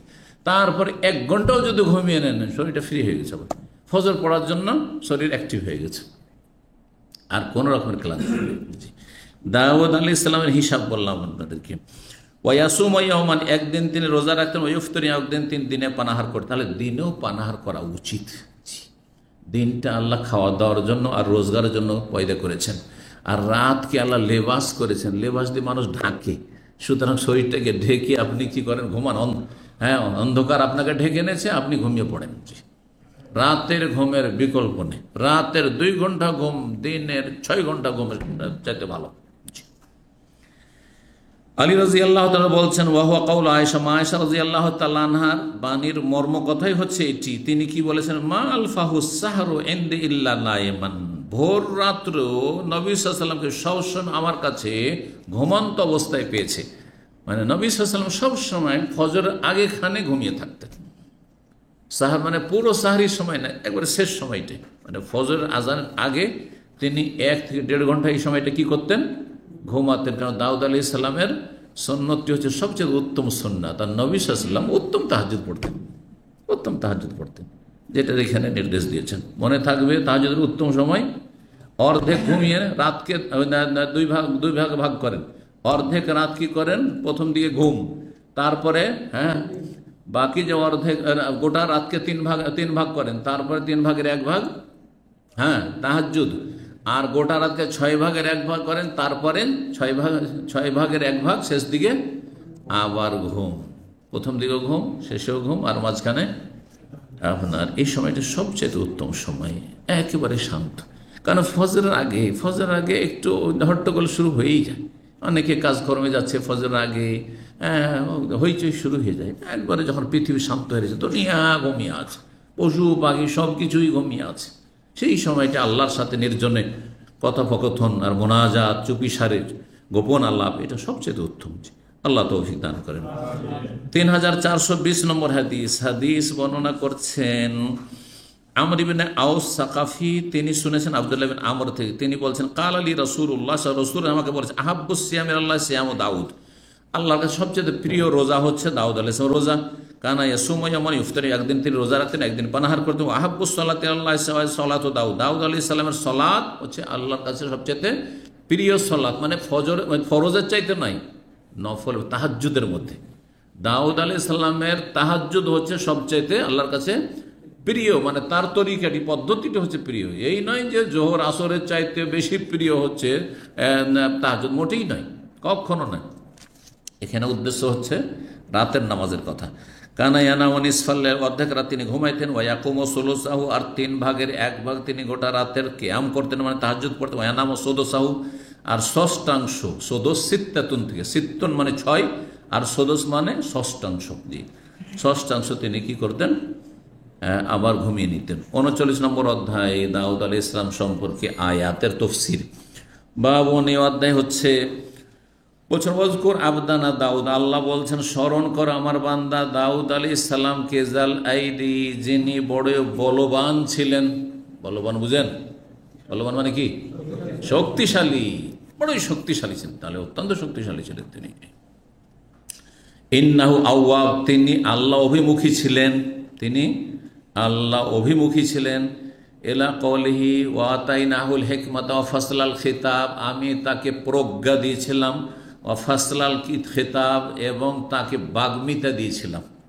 বাগ্মিতা বুঝেন, হ্যাঁ, আমাদের দেশে মানে বাগ্মী বক্তা যারা খুব, হ্যাঁ, মানে প্রভাবশালী বক্তা হয়, যাদের বক্তব্যের খুব প্রভাব পড়ে শ্রোতাদের ওপর, তাদেরকে বাগ্মী বক্তা বলা হয়। জি, ফাসলাল খিতাব। আর কেউ কেউ ফাসলাল খিতাবে তাফসীর করেছেন তাকে আল্লাহর বিশেষ বিচার কার্যের জ্ঞান দান করেছিলেন। সুবিচার কেমন করে করতে হবে, কিভাবে বিচার করলে সুবিচার হবে, ন্যায় প্রতিষ্ঠা হবে, এই ক্ষমতা আল্লাহ তাকে স্পেশালি দিয়েছিলেন। জি, ইমাম মুজাহিদ রাহিমাহুল্লাহ বলছেন যে ফাসলাল খিতাব মানে আল ফাহম ফিল কাযা, বিচার কার্যের তাকে আল্লাহ কি দিয়েছিলেন, জ্ঞান দিয়েছিলেন, বুঝ দিয়েছিলেন। আর এই জ্ঞানটি সুলাইমান আলাইহিস সালামকে আরো বেশি দিয়েছিলেন। দাউদ আলাইহিস সালামকে আল্লাহ দিয়েছিলেন, তিনি বিচার করতেন, এবং তার ছেলেও যেহেতু রাজা, সুলাইমান আলাইহিস সালাম বাপ বেটা দুজন রাজা, তিনিও বিচার করতেন। তো সুলাইমান আলাইহিস সালামের বিচার বাপের চাইতে বেশিও কি হইতো, আরো সুন্দর হইতো। যেমন একটি হাদিস সামনে আসছে, তা দিয়ে স্পষ্ট হবে।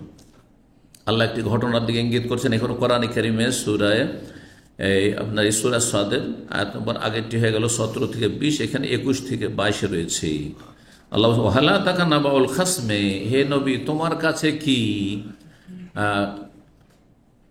ঝগড়ায় লিপ্ত বা দ্বন্দ্বে লিপ্ত একটি দলের বা দুই পক্ষের সংবাদ এসছে, ঘটনার কথা এসছে, দুইজন একটি বিষয়ে কি দ্বন্দ্বে লিপ্ত হয়েছে। কি ছিল তাদের দ্বন্দ্ব আসছে, তো যখন এই খবর কি এসছে, তারপরে গোটা আয়াত যেহেতু নেই, ওয়ালা তুশতিত, তুমি বিচার করো কিন্তু তুমি তাতে সীমা লঙ্ঘন করিও না, মানে অবিচার করিও না। লা তুসরিফ, তুশতিত মানে হয় শাতাত, মানে হচ্ছে বাড়াবাড়ি করা, মানে জুলুম করে দাও, এটা করিও না।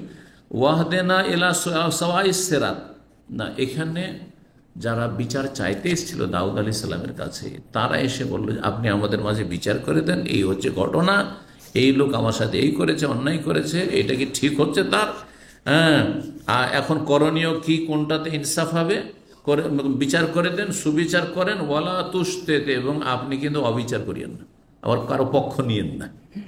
এইভাবে বিচার চাইতে এসে তারা বলেছিল। ওয়াহদেনা ইলা সাওয়াইস সিরাত, এবং আমাদেরকে আপনি সঠিক পথ বাতলে দেন যে কিভাবে সমাধান হলে ভালো। তারপরে কেসটি এখানে উল্লেখ, ইন্না হাজা আখি, বলছে এটা হচ্ছে আমার ভাই, এটা হচ্ছে আমার ভাই। লাহু তিসউন ওয়া তিসউনা নাজা, তার কাছে 99টি দুম্বা আছে বা দুম্বি আছে। নাজাতুন বলা হয় দুম্বা কি আপনার, তো দুম্বা বা দুম্বি আছে তার কাছে।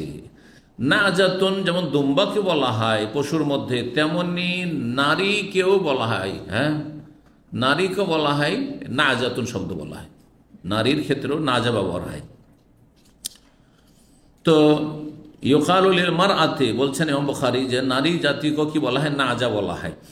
ওয়া ইউকালু লাহা আইদান শাতুন, আর শাতুন বকরি বা দুম্বা এগুলোকেও নাজা বলা হয়। আজকাল ওই নাজা শব্দ ব্যবহার হয় এই দুম্বার ক্ষেত্রে বা মেষ বা বকরি ক্ষেত্রে। ওয়ালিয়া নাজা তো ওয়াহিদা, ওর কাছে 99টি আছে, আমার কাছে একটা আছে, আমি তো গরিব মানুষ, একটার মালিক, ও 99-এর মালিক, আর গোটা পাল্টাই তার। তো ও বলছে যে তুমি আর একটা রেখে করবে কি, ওইটাও দিয়ে দাও। এটা কি ঠিক হচ্ছে? এটা কি ঠিক হচ্ছে? এই ছিল বিচার। ও গায়ের জোরে এখন 100 নেবে। বড় বড় পয়সাওয়ালারা এই করে, পয়সাওয়ালারা বিশাল কি করে চা বাগান তৈরি করবে, চা বাগানের লোকেরা অধিকাংশ জানে। এইরকমই যারা বিভিন্ন ফার্ম করছে বড় বড় পয়সাওয়ালারা, এলাকার গরিবদের জমি জায়গাগুলি জবরদস্তি দখল করে নিচ্ছে। দিবি দে, না হলে ফিরিয়ে নেবো, আর না হলে যা দিচ্ছে দাম এই যে অল্প পয়সা নেই আর রেজিস্ট্রি করে দিয়ে যা। জানেন না এইসব? হ্যাঁ, আপনারা তো আরো বেশি জানার কথা। আমি তো সারা জীবন সৌদি আরবে কাটালাম, তবুও খবর রাখি। কথা বলছে না, বড় জালেম, মন ভরে না, কারণ এদের পেটটা জাহান্নাম হয়ে গেছে। জাহান্নাম যে বলবে হালমিম মসজিদ, এইরকম অবস্থা এদের আছে এই জালেমদের। বিশাল কি করবে, হ্যাঁ কি বলছে এগুলোকে, তারা যে আপনার বিলাসবহুল এলাকা তৈরি করছে, আর সেখানে হ্যাঁ বাসভবন যেগুলি এখন বিরান হয়ে যাচ্ছে, অনেকের বিরান হয়ে গেছে আর হয়ে যাচ্ছে। তো তখন মানুষেরা জানতে পারছে যে কি তৈরি করেছে এরা। আশেপাশে গরিবদের জমি জায়গা দখল করে সব তৈরি করেছে।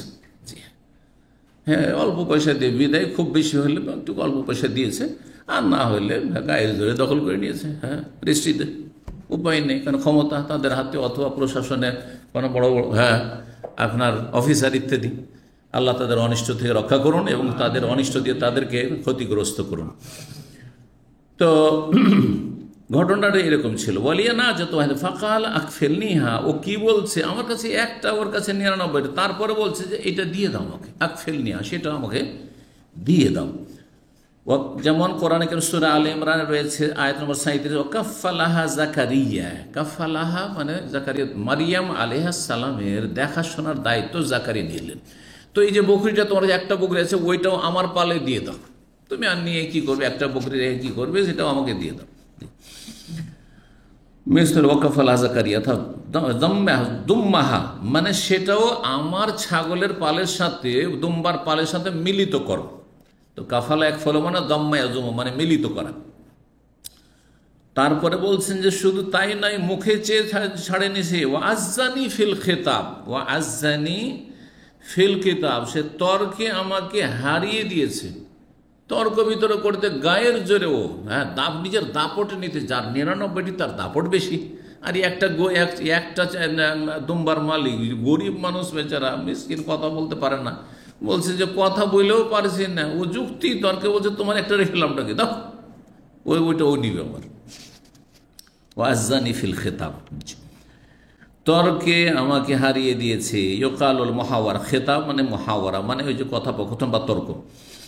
কালা, তখন দাউদ আলাইহিস সালাম বিচার, লাকাদ যালামাকা বিসওয়ালি না জাতি ইলা নিয়াজিহি, তোমার উপর অত্যাচার করেছে, অবিচার করেছে তোমার সাথে, তার এই 99টি দম্বির সাথে বা দম্বার সাথে তোমার দম্বাটিকে হ্যাঁ মিলিত করা, আর সে দাবি করে বেসওয়ালে না জাতিকা, তোমার যে দম্বাটি চেয়েছে এটা চেয়ে সে কি করেছে, তোমার উপর জুলুম করে, তোমার সাথে অবিচার করেছে।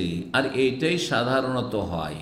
হ্যাঁ, ওয়াইন্না কাসীরাম মিনাল খুলাতা লা ইয়াবগি বাযুহুম আলা বায, অধিকাংশ পার্টনারশিপে যারা কাজ করে, অংশীদারিতে যারা ব্যবসা বাণিজ্য করে, একে অপরের সাথে অবিচার করে থাকে। বাস্তব সত্য। কারোর সাথে সম্পর্ক খারাপ করতে হলে ধার দিয়ে দেন, আর না হলে কারোর সাথে সম্পর্ক খারাপ করতে হলে ওর সাথে পার্টনারশিপ ব্যবসা শুরু করে দেন। দেখেন আজকালকার জামানে দিনী ভাই কোথায়, যে দিনী ভাই চম্পত হয়ে যাবে, খুঁজেই পাবেন না, হদিস পাবেন না দিনী ভাই কোথায়। কথা বলছেন, টাকা নিয়ে হিসাব নিকাশ তার কাছে, শুধু লসটা শোনাইবে, লাভ হলে শোনাবেন না। আমি বেশ কিছু লোককে এরকম দেখলাম, আমাদের দিনী ভাইরা পার্টনারশিপ ব্যবসা করতে লেগে বলছে শেখ শুধু লসটাই শুনতে পাই, যে এত টাকা লস খেয়েছি, কারণ ওখানে চাপাইতে হবে, যাতে ছেড়ে ছুড়ে পালায়। হ্যাঁ, ছেড়ে ছুড়ে পালায়, যে যা গেল আর লসটা দিতে পারবো না। ওইদিকে কিন্তু ওর লাভ আছে, ওর লস নেই। যার হাতে টাকা এই জন্য বলি যে আপনি পার্টনারশিপ থাকলে আপনি হিসাব নিকাশ যেন আপনার হাতে থাকে, তাহলে ঠিক আছে। আপনি আল্লাহকে ভয় করেন, আপনার হিসাব নিকাশ আপনার হাতে থাকতে হবে, আর এই ক্ষমতা যদি থাকে তাহলে। কিন্তু যারা আগে থেকে ব্যবসা ওরা বেশি চালাক, আপনাকে নতুন নিয়ে শুধু শোষণ করার জন্য। হাদাহুমুল্লাহ, আল্লাহ হেদায়েত করুন।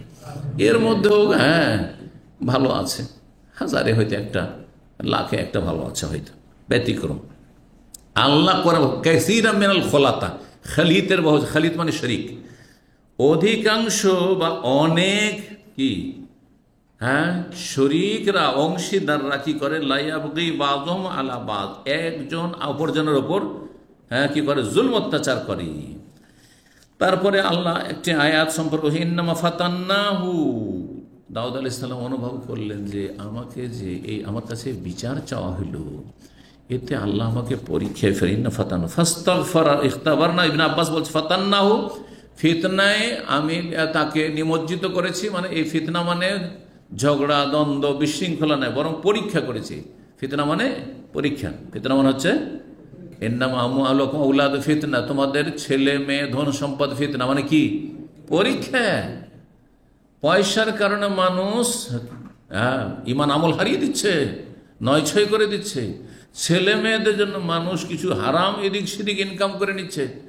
শুধু নিজের পেটের কথা যদি চিন্তা থাকতো, ছেলে মেয়ে স্ত্রী না থাকতো, তাহলে অধিকাংশ মানুষ এগুলো করতে যেত না। আরে একটা পেটে 250 গ্রাম চাউল সারাদিনে খেতে পারবো না, তো কি দরকার। কিন্তু ওইভাবে কে চিন্তা করছে আজকালকার পয়সাওয়ালারা? কেউ চিন্তা করে না। গোটা দুনিয়া একাই খাবে, গোটা দুনিয়া একাই খাবে। কারা ওমর রাদিয়াল্লাহু আনহু পড়েছেন ফাত্তান্নাহু, দুটো তাসদীদ দিয়ে, ফাস্তাগফারা রাব্বাহু, তখন রবের কাছে ক্ষমা প্রার্থনা করলেন দাউদ আলাইহিস সালাম, ওয়া খাররা রাকিআন ওয়া আনাব, আর রুকুই তিনি ঝুঁকে পড়লেন, ওয়া আনাব, আল্লাহ অভিমুখী হলেন। এই জায়গায় সিজদায়ে তেলাওয়াত রয়েছে সূরা সাদে। 3421 নম্বর হাদিস। তাআলা কুলতুল ইবনে আব্বাস, আব্দুল্লাহ বিন আব্বাস রাদিয়াল্লাহু তাআলা আনহু হতে বর্ণিত, আনাস যদি ফি সাদ, সূরা সাদে আমরা সিজদা করব কিনা। ফাকারা, তিনি বললেন, ওমিন যুররিয়াতি দাউদ ওয়া সুলাইমান, তারপরে উলাইকাল্লাযীনা হাদাল্লাহু ফাবিহুদাহু মুক্তাদে, 18 জন নবীর কথা আল্লাহ রাব্বুল আলামিন সূরা আনামে বর্ণনা করেছে, আয়াত নম্বর 84 থেকে 90। তারপরে বলছে উলাইকাল্লাযীনা হাদাল্লাহ, এই যে 18 জন নবী, এদেরকে আল্লাহ বিশেষভাবে হেদায়েত প্রদান করেছেন, হেদায়েত প্রাপ্ত করেছেন, সার্টিফিকেট, হেদায়েতের সার্টিফিকেট। আমার জন্য আপনাদের জন্য কোনো হেদায়েতের সার্টিফিকেট আজ আছে কাল নাই, হতে পারে প্রচুর পাতার পানির মতো টলমল। আল্লাহ হেফাজত করুক। আল্লাহ সাব্বিতনা ফিদ দুনিয়া ওয়াল আখিরাহ বিল কওলি সাবিত। তো আল্লাহ বলছেন ফাবিহুদাহু মুক্তাদি, আল্লাহ বলছেন তাদেরকে হেদায়েত করেছি, হেদায়েতের সার্টিফিকেট দিয়েছি, সুতরাং তাদের হেদায়েতের আদর্শের তুমি অনুসরণ করো। হে নবী মুহাম্মদ সাল্লাল্লাহু আলাইহি ওয়াসাল্লাম, নবীকে বলছেন, শেষ নবীকে, যে আগের নবীদের কি করো তুমি, ইক্তেদা করো, ইক্তেদা করো। ইক্তেদা মানে কি, অনুসরণ করা। এই জন্য নামাজে মুক্তাদি বলা হয়, কেন? ইমামের অনুসরণ করতে হয়, সেই জন্য মুক্তাদি বলা। ইক্তাদে, তাদের ইক্তেদা করো, তাদের আদর্শের ইক্তেদা করতে বলা হয়েছে। তাহলে বোঝা গেল ব্যক্তির ইক্তেদা করতে বলা হয়নি, কার করতে বলা হয়েছে? আদর্শের। এই জন্য ইমাম যদি ভুল করে, 5ম রাকাতে উঠে গেল, উঠবেন 5ম রাকাতে উঠে সুবহানাল্লাহ সুবহানাল্লাহ করতে হবে। 5 রাকাত নামাজই না, সুতরাং বসেই থাকবেন, উঠবেন না। আর দ্বিতীয় রাকাতের পরে যদি উঠে যায়, তার সাথে না পড়ে, তাহলে সুবহানাল্লাহ বলবেন। তারপরে যদি না শুনে বা ভুরুক্ষেপ না করে, তখন উঠবেন না। জি, 3422 নম্বর হাদিস। হ্যাঁ, পূর্ণ হয়নি। আল্লাহ যখন নবী সাল্লাল্লাহু আলাইহি সাল্লামকে কি বলেছেন, তুমি অনুসরণ করো কাদের?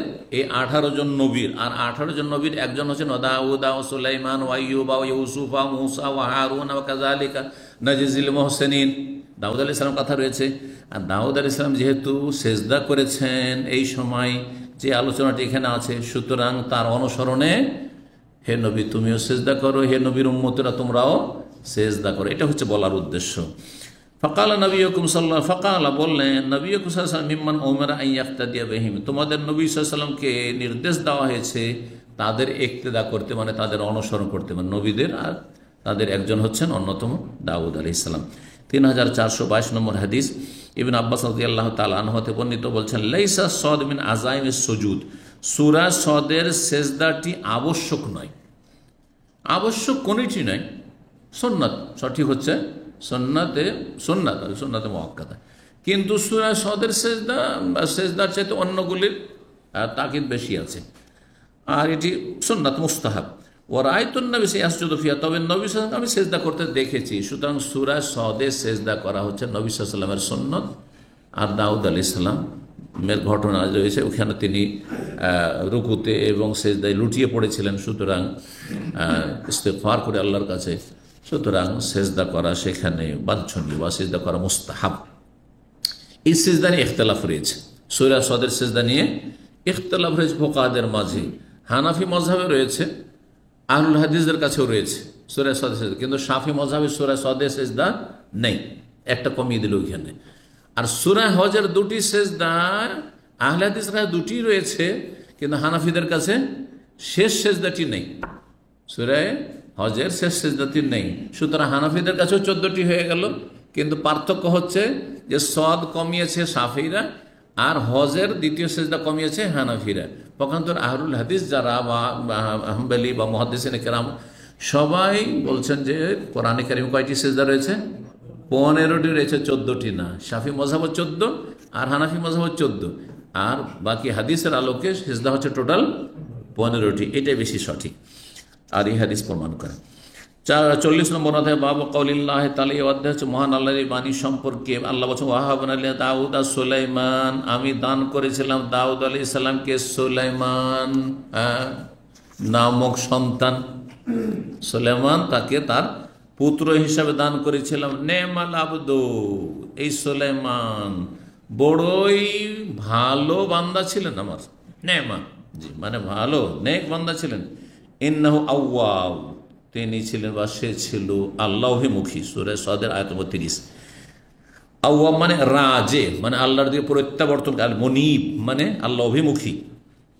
দোয়া করেছিলেন সুলাইমান আলাইহিস সালাম, রব্বিগফিরলি ওয়া হাবলি মুলকান, আল্লাহ আমাকে ক্ষমা করে দাও এবং আমাকে এমন রাজত্ব দান করো, লা ইয়ামবাগি লি আহাদিন মিন বাদি, আমার পরে কারো জন্য যেন সেটা সমীচীন না হয়, কেউ না পায়। আমাকে এমন রাজত্ব দান করো যেই রাজত্ব পৃথিবীতে কিয়ামত পর্যন্ত আর কোনো ব্যক্তি, কোনো শাসক যেন না পায়। পেয়েছে? বিশাল বিশাল রাজত্ব পেয়েছে হয়তো, হ্যাঁ, কিন্তু কিসের রাজত্ব পায়নি? জিনদের উপর রাজত্ব নেই। সামান্য কোনো ক্ষমতা জিনদের ওপর কোনো রাজা বাদশার চলে না, আর রাষ্ট্রপতি প্রধানমন্ত্রী চলে না, ঠিক না? পাখি কুলের ওপর চলে না, পাখির ভাষাও বুঝে না, পশুর ওপরও চলে না, বাতাসের ওপর চলেন না। আর সুলাইমান আলাইহিস সালামের সবের উপর চলত, সবের রাজত্ব চলত। পাখি খবর নিয়ে আসছে যে এমন দেশে এক রানী আছে, দেশ চালাচ্ছে। হ্যাঁ, সুলাইমান আলাইহিস সালাম জানছেন না যে এরকম একটা দেশ আছে। তখনকার যুগে তো আর এরকম কোনো কমিউনিকেশন ছিল না। সুলাইমান আলাইহিস সালামের রাজধানী হচ্ছে আর প্যালেস্টাইন, বাইতুল মুকাদ্দাসে। বাইতুল মুকাদ্দাস থেকে আসতে 1 মাসের বেশি পথ হচ্ছে ইয়ামান। ইয়ামানে বিলকিস রানী রাজত্ব করছে। পাখি উড়তে উড়তে উড়তে উড়তে ইয়ামান দেশে এসছে। আসার পাখিরও তৌহিদ আছে, পাখিও লা ইলাহা ইল্লাল্লাহ বুঝে, কিন্তু মাজার পূজারী লা ইলাহা ইল্লাল্লাহ বুঝেন না, মাজার পূজা করে। হ্যাঁ, বড় বড় বিচক্ষণ, বড় বড় কত বৈজ্ঞানিক আর কত শিক্ষিত লোক, দুনিয়ার শিক্ষায় শিক্ষিত, কিন্তু সে মাটির তৈরি, পাথরের তৈরি মূর্তির সামনে লুটিয়ে পড়েছে, সেজদা করছে। আউযুবিল্লাহ। তাহলে পাখির চাইতে অদম হইল না? হইল না? পাখি গিয়ে দেখেছে, আরে এই জাতির শাসন ক্ষমতায় যারা রয়েছে সবাই ইয়াসজুদুনা লিশ-শামসি মিন দুনিল্লাহ, সূর্যকে সেজদা করছে। সূর্যকে সেজদা করতে হবে, সূর্যের মালিককে রবকে সেজদা করতে হবে। পাখি বুঝছে, পাখি জানছে যে সূর্যকে সেজদা করা যাবে না। হ্যাঁ, কিন্তু বিলকিসও জানছে না, আর বিলকিসের জাতিও জানছে না। মানুষ কত অধম, মানুষ অধম। মানুষ যখন অন্ধ হয়ে যায় তখন এর কোনো জ্ঞান বুদ্ধি থাকে না, হ্যাঁ, কিছুই কাজ করে না। আল্লাহু আকবার, আলহামদুলিল্লাহ। তো ইন্নাকা আনতাল ওয়াহাব বলছেন, ওয়াত্তাবাউ মা তাতুলুশ শায়াতুন, সূরা সদ আয়াত 35 ছিল এটি, আপনার এই যে দোয়াটি সুলাইমান আলাইহিস সালামের। আর তারপর ওয়াত্তাবাউ মা তাতুলুশ শায়াতুন আলা মুলকি সুলাইমান, তারা অনুসরণ করেছিল ওই সব কি মন্ত্রতন্ত্রের, জাদুর যা পাঠ করত শয়তানরা সুলাইমান আলাইহিস সালামের রাজত্ব আমলে। সূরা বাকারার আয়াত 102। তারপরে সুলাইমান আলাইহিস সালাম সম্পর্কে আল্লাহ কোরআন বলছেন, ওয়ালি সুলাইমান আর রিহা, আমি অনুগত করে দিয়েছিলাম, বশীভূত করে দিয়েছিলাম বাতাসকে, ঝড়ো হাওয়াকে। কার? সুলাইমান আলাইহিস সালামের।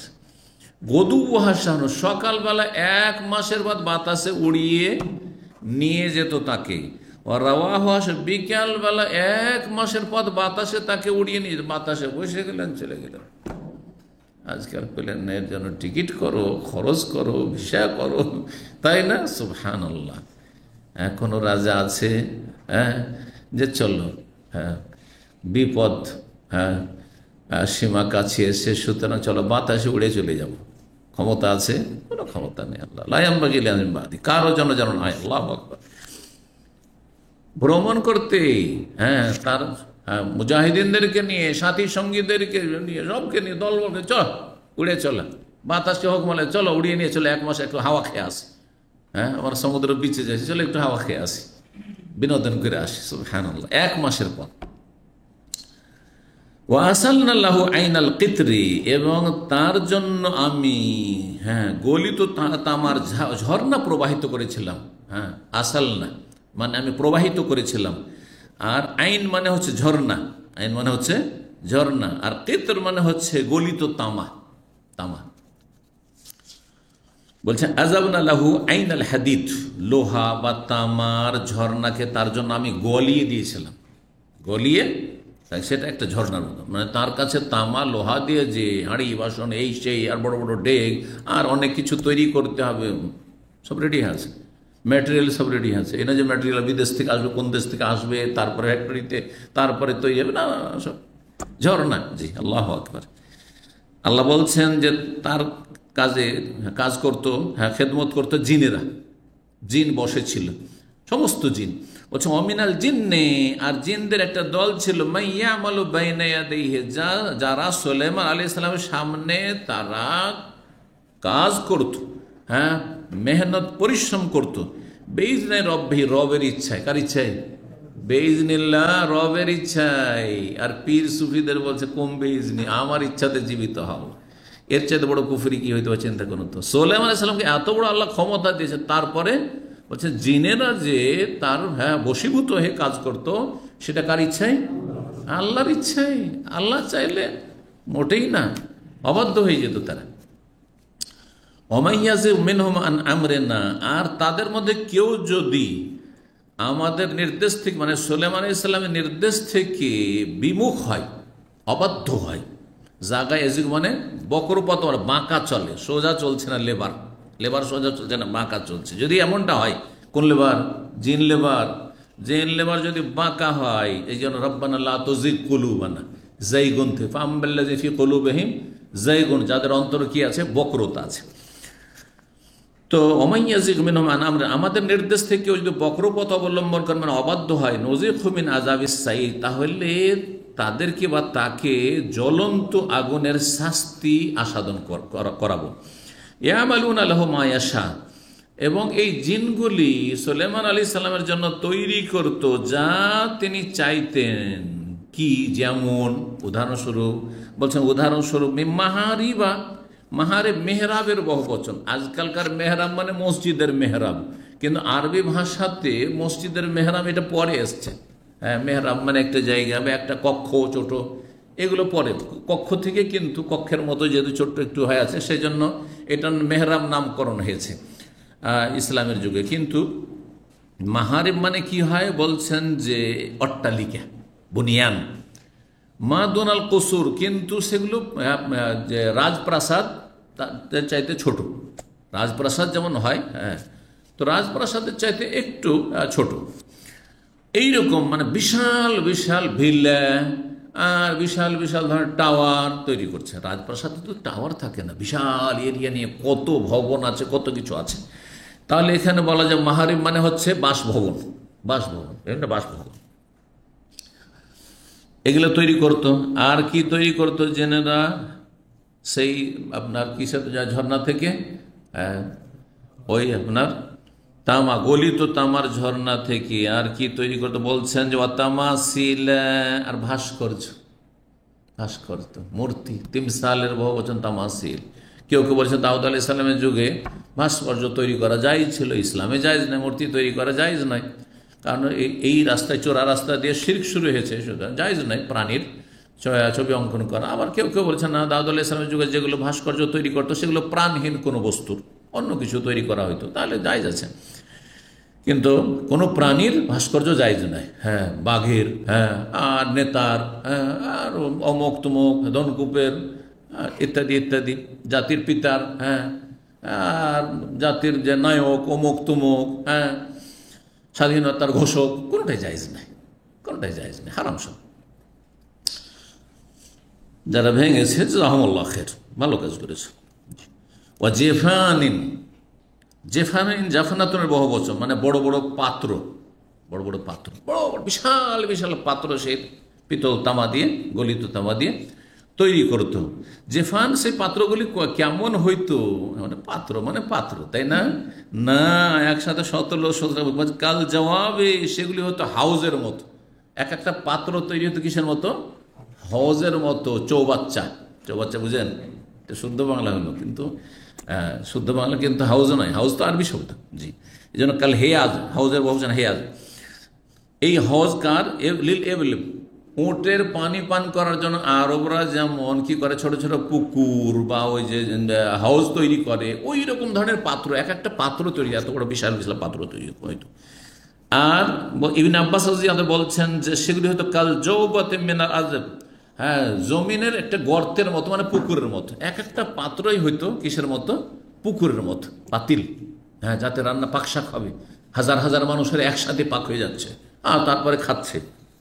জি, বা পাক শাক করার পরে তাতে ঢেলে রাখছে। আর পাকগুলি হয়তো যেই আপনার এতে কি বলছে, কি বলে সেগুলো, ডেগ, হ্যাঁ ডেগ, যেগুলো ডেগগুলির কথা আসছে। ও কদুরিন রাসিয়াত, আর এমন ডেগ, বিশাল বিশাল আকারের ডেগ তৈরি হইতো যেগুলি চুল্লির ওপর স্থাপিত থাকতো। চুল্লির ওপর মানে চুলহার ওপর, চুল্লি বুঝেন না? চুলহার ওপর স্থাপিত, চুলহার ওপর তৈরি করাই চুলহার ওপর। কেন? কারণ এত বড় ডেগ যে ওকে উঠা নামা করা ঝামেলা, সেই জন্য চুলহার ওপরই তোকে তৈরি করা হয়েছে, চুলহার সাথে সেট করে দেওয়া হয়েছে। এত বড় বিশাল বিশাল, একসাথে হাজার হাজার লোকের খাবার পাক হয়ে গেল। আর তারপরে যে পাত্রগুলিতে উঠিয়ে দেওয়া হচ্ছে বিশাল বিশাল পাত্র, তো পাত্র হলো জেফান। আর কদুর হচ্ছে সেই ডেকগুলি, যেই ডেকগুলি রাশিয়াতে স্থাপিত থাকতো, স্থির হয়ে আছে, এই না যে হঠাৎ নাড়া পড়ছে, হ্যাঁ, এরকম নয়। আর আল্লাহ নির্দেশ দিয়েছেন দাউদ আলাইহিস সালামকে এবং তার পরিবারকে, এমালু আলা দাউদ, হে দাউদ পরিবার তোমরা আমল করো, মানে নেক আমল করতে থাকো শুকরিয়া জ্ঞাপনের সাথে। আমলের মাধ্যমে শুকরিয়া আদায় করো, আমল দিয়ে শুকরিয়া আদায় হয়। আমল হচ্ছে শুকরিয়ার বহিঃপ্রকাশ। শুধু মুখে শুকুর আলহামদুলিল্লাহ, এটা বাঙালি শুকরিয়া। খেয়ে দে শুকুর আলহামদুলিল্লাহ, এটা বাঙালি শুকরিয়া আমি বলি, আসলে আমাদের দেশীয় শুকরিয়া না, না না, অন্তর থেকে শুকরিয়া, হাড়ে হাড়ে, হ্যাঁ, টের পাওয়া, হাড়ে হাড়ে অনুভূতি। আল্লাহ কত নিয়ামত দিয়েছেন, সুবহানাল্লাহ, কত নিয়ামত, আলহামদুলিল্লাহ। জি, কত নিয়ামত, চিন্তা করুন তো। এই যে সুস্থতার নিয়ামত, কথা বলতে পারছি নিয়ামত, চলাফেরা করতে পারছি, হ্যাঁ, আপনাদেরকে দুটো কথা শিখাইতে পারছি, আপনারা দিন শিখতে পারছেন। আর তারপরে আল্লাহ রাব্বানা সমস্ত অঙ্গ প্রত্যঙ্গ, ব্রেন থেকে শুরু করে চোখ, নাক, অঙ্গ সবই কাজ করছে, আলহামদুলিল্লাহ। কত মানুষ এগুলো থেকে বঞ্চিত রয়েছে, হ্যাঁ, অবশ অবস্থায় পড়ে আছে, বছরকে বছর হাসপাতালে পড়ে আছে, পঙ্গু হয়ে পড়ে আছে, সুবহানাল্লাহ। চিন্তা করুন তো, এখনই যদি কিছুই নেই, একটা পা যদি চলে প্যারালাইসিস, কি অবস্থাটা হবে চিন্তা করুন তো দেখি। আলহামদুলিল্লাহ, আলহামদুলিল্লাহ। তো আল্লাহ বলছেন, হে দাউদ পরিবার তোমরা শুকরিয়া জ্ঞাপনের উদ্দেশ্যে আমল করো। কালিলুম মিন ইবাদিয়াশ শাকুর, আর আমার শুকুর গুজার বান্দার সংখ্যা খুবই স্বল্প। তারপরে বলছেন সুলাইমান আলাইহিস সালামের মরণের সময় ঘনিয়ে আসলো, তিনি ইবাদত বন্দেগী দাঁড়িয়ে করেছেন, লাঠিতে ভর দিয়ে সে অবস্থায় মারাই গেলেন। বলছেন ফালাম্মা কাযাইনা আলাইহিল মউত, আল্লাহ বলছেন যখন তার আমি মৃত্যুর চূড়ান্ত ফয়সালা করলাম, মাদাল্লাহুম আলা মউতিহি, জিনেরা কিন্তু কাজ করে যাচ্ছে, কাজ করেই যাচ্ছে, ওরা জানছে যে পাহারা দিচ্ছেন সুলাইমান আলাইহিস সালাম, না হইলে বড় কঠিন শাস্তি দেওয়া, আগুনে জ্বালিয়ে শাস্তি দেওয়া হবে, তো কাজ করতে। এদিকে সুলাইমান আলাইহিস সালাম মারা গেছেন, মারাই গেছেন। ওর গায়েব যদি জানতো তো মারা যাওয়ার সাথে সাথে পালিয়ে যেত সব, কেন থাকবে, হ্যাঁ। কিন্তু জানতে পারে। তাহলে বোঝা গেল জিনেরা গায়েব জানে না। তাহলে যারা জিন বসে করে আপনার হারিয়ে যাওয়া বস্তুর খোঁজ খবর দিচ্ছে, কেমন করে বিশ্বাস করছেন বলুন তো দেখি? শিরকি কথা না, কুফরি কথা না, জিন আলেমুল গায়েব না, মোটেই না। এ তো ঈমান হারিয়ে যাবে। আল্লাহ বলছেন যে সুলাইমান আলাইহিস সালামের মওত সম্পর্কে, মা দাল্লাহু আলা মওতি, তার মওত সম্পর্কে, তার মৃত্যু সম্পর্কে জিনেরা টের পায়নি। কখন টের পেল? ইল্লা দাব্বাতুল আরদে, ওই যে মাটির ওই পোকা, ওই লাঠিটাকে, যে লাঠিতে ভর দিয়ে তিনি তাহাজ্জুদ পড়েছেন বা ইবাদতবন্দি করছিলেন, ইবাদতবন্দি করতে থাকেন তার মেহরাবে, তো ভাবছেন ইবাদতবন্দি করতে আছে। যখন এসে জিন দেখে ইবাদতবন্দি করতে আছে, কিন্তু দিয়ে মারা গেছেন, কয়েক মাস হয়ে গেছে। এই ওই পোকা খেতে খেতে খেতে যখন খেয়ে নিয়েছে ভিতরটা, তখন ধড়াস করে আষাঢ় খেয়ে পড়ে গেছে। যেমন আষাঢ় খেয়ে পড়ে, আরে কখন থেকে মারা গেছে, আর আমরা এতদিন ধরে কষ্ট করে কাজ করছি, পালা সব পালা। এই তো জিন সব পালিয়ে গেল সব। আল্লাহু আকবার। আল্লাহ বলছেন দাব্বাত তাকুল মিন সাতাহু, এই দাব্বাতুল আর কি ছিল? আল আরাদা, মানে ওই পোকা, আরবিতে আরাদা বলা হয় ওই পোকাকে। তাকুল মিন সাতো, তার লাঠিকে খেয়ে ফেলেছিল। মিন সাতন মানে আসাহু, আসাকে মিনসা বলা হয়। ফালাম্মা খাররা, যখন তিনি আছাড় খেয়ে পড়ে গেলেন, তাবাইয়ানাতিল জিন, তখন সুস্পষ্ট হইল জিনের জন্য, আল্লাহ কানু ইয়ালামুন আল গায়ব, কেউ কেউ বলতো সেই যুগেও জিনেরা গায়েব জানে, কিন্তু জিনেরা বলতে পারে সব খবর। হ্যাঁ, তোমার বাড়িতে কি হয়েছে, তোমার ছেলেটা হারিয়ে গেছে, কোথায় আছে, জিন দেখো, যারা জিন বসে করেছে তাদেরকে জিজ্ঞাসা করে বলে দিবে। হ্যাঁ, তোমার এই হারিয়েছে, সেই হারিয়েছে, তোমার চুরি হয়েছে, বলে দিতে পারবে যে কে চুরি করেছে। জিনেরা জানে এইসব শিরকি কথা।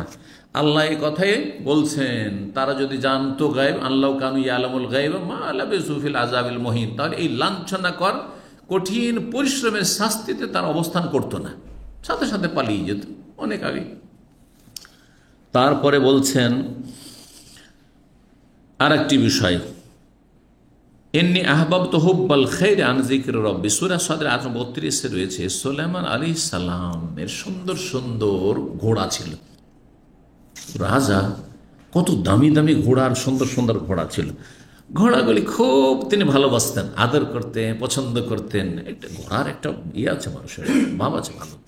এক সময় ছিল, আপনার মোগল আমলও ছিল, এখনও আপনার এর দিকে আছে রাশিয়ার, তারপরে রাশিয়ার আশেপাশে যে আজারবাইজান, উজবেকিস্তান, এদের প্রচুর ঘোড়া মানুষের কাছে আছে। আমাদের এলাকায় একজন মুসলিম মন্ত্রী ছিলেন, গনি খান চৌধুরী সাহেব, তার বাড়িতে একটা ঘোড়া ছিল, ও লক্ষ লক্ষ টাকা দামের ঘোড়া, আর শুধু এমনি খাওয়িয়ে দেয়, শুধু পুষে রাখতো, দেখার মতন। আমরা দেখতে যেতাম মাঝে মাঝে মন্ত্রীর বাড়িতে গেছি। তখন আমার যৌবন কাল ছিল, 21 বছর 22 বছর বয়স। প্রথম দাওরা ফারিক হওয়ার পরে 19 বছর তখন শিক্ষকতা করতাম, তো যেতাম, তোর বাড়ির কাছেই থাকতাম। তো সুবহানাল্লাহ, মানুষ ঘোড়া দেখতে পছন্দ করে। সুলাইমান আলাইহিস সালাম খুব ঘোড়া পছন্দ করতেন। ইন্নী আহবাবতু হুব্বাল খায়রি, বলছেন আমি এই কল্যাণের মানে এই যে অসরাজি ঘোড়াকে আমি ভালোবেসেছি। আন যিকর রব্বি, যেটা আমার রবের জিকির থেকে আমাকে হয়তো গাফিল করেছে।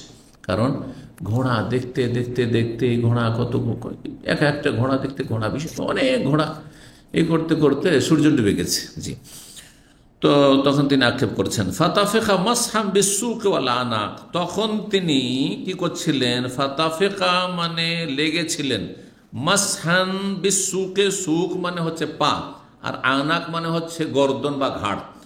তো সেই ঘোড়াগুলির, অসরাজের গর্দন এবং পাগুলি তিনি আদরে বা পায়ে এবং গর্দনে হাত বুলাচ্ছিলেন। মাসাহায়ামসাহ মানে কি করা? মাসে করা মানে হাত ফেরানো, হাত বোলাচ্ছিলেন, মানে তিনি কি করছিলেন? আদর করছিলেন। আমরা কুরবানির খাসিকে এরকম করে কিন্তু আদর করি না? করেছি, আমরা করেছি। তো এই করছিলেন। তাহলে এই অর্থটা কেউ কেউ করেছে। আবার আর এক দল বলছেন না না, এখানে মাসাহা মানে হচ্ছে জবাই করা।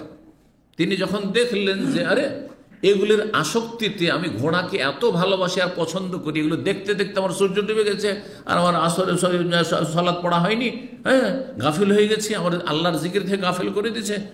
তখন তিনি কাফারা স্বরূপ সবগুলি ঘোড়াকে কি করে দিলেন? জবাই করে দিলেন। ফাতাফিকা মাসহাম বিসুক ওয়াল আনাকের অর্থ তারা করেছে ইয়ামসাহু আরাফাল খাইল ওয়া রাকিবাহা, সেই ঘোড়ার পা এবং গর্দনগুলিকে কেটে দিলেন। গর্দন কেটে দিলেন মানে গলা কেটে দিলেন, আর জবাই করে দিলেন, আর পা কেটে দিলেন। জি, ঘোড়াই থাকবে না, আর আমি জিকির থেকে গাফিল হব না। সূরায়ে আপনার সূরা সদের আয়াত নম্বর 38 রয়েছে, এখানে রয়েছে আসফাদ শব্দটি রয়েছে, মুকাররানিনা ফিল আসফাদ, কিছু কিছু জিন ছিল যারা অবাধ্য হইতো, বদমাইশি করতো, সেগুলিকে বন্দি করে রাখা হইতো, শেকলাবদ্ধ করে রাখা হইতো। আসফাদ, আসফাদ মানে ওয়েসাক, মানে শিকলে বাঁধা থাকতো তারা। মুজাহিদ বলছেন আসাফেনাতুল জিয়াদ, সাফেনাতুল জিয়াদ কি সাফানাল ফারসু রাফা ইহদা রিজলাইহি হাত্তা ইয়াকুনা আলা তারফিল হাফিরি। আসাফেনাতুল জিয়াদ মানে সুন্দর সুন্দর দ্রুতগামী ঘোড়া।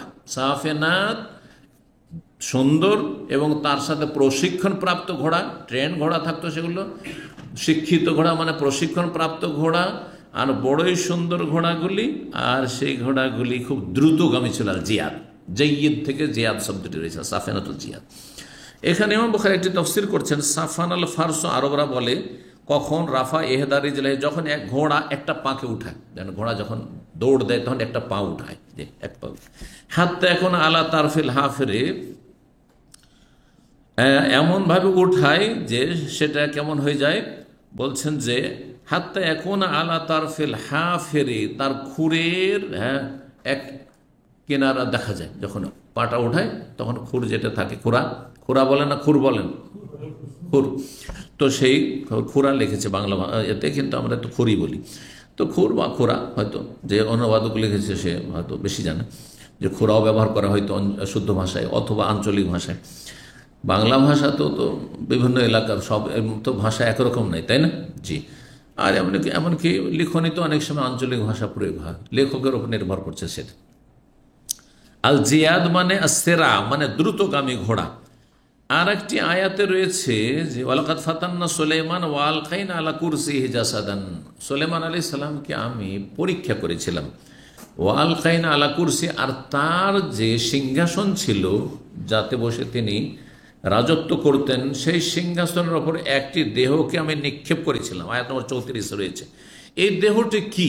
একটি তাফসীর হচ্ছে যে শয়তান, মানে শয়তান সুলাইমান আলাইহিস সালামের রাজত্ব ছিনিয়ে নিয়েছিল, রাজত্ব দখল করে নিয়েছিল। এইরকম ইসরায়েলি কিছু রেওয়ায়ত রয়েছে, কিন্তু সেগুলি ভিত্তিহীন। কোরআন ও হাদিসে বা বিশুদ্ধ তফসিরে এই তফসির নাই। সহি তফসির যেটি দ্বিতীয় তফসির, জাসাদান মানে অসম্পূর্ণ, তার একটি বাচ্চা ভূমিষ্ঠ হয়েছিল, যেই বাচ্চাটিকে উদ্দেশ্য করে এখানে জাসাদের একটি দেহ, মানে অসম্পূর্ণ দেহ, অসম্পূর্ণ দেহ, এই কথা বলা হয়েছে। তারপরে তার জন্য বাতাসকে কি করা হয়েছিল? বাতাস, মৃদু বাতাসের কথা রয়েছে। ওই জি, রোখা আন হাইসু আসাব, জি, মৃদু বাতাসের কথা, হাইসু আসাব, হাইসু শাহ, যেখানে চাইতেন তিনি।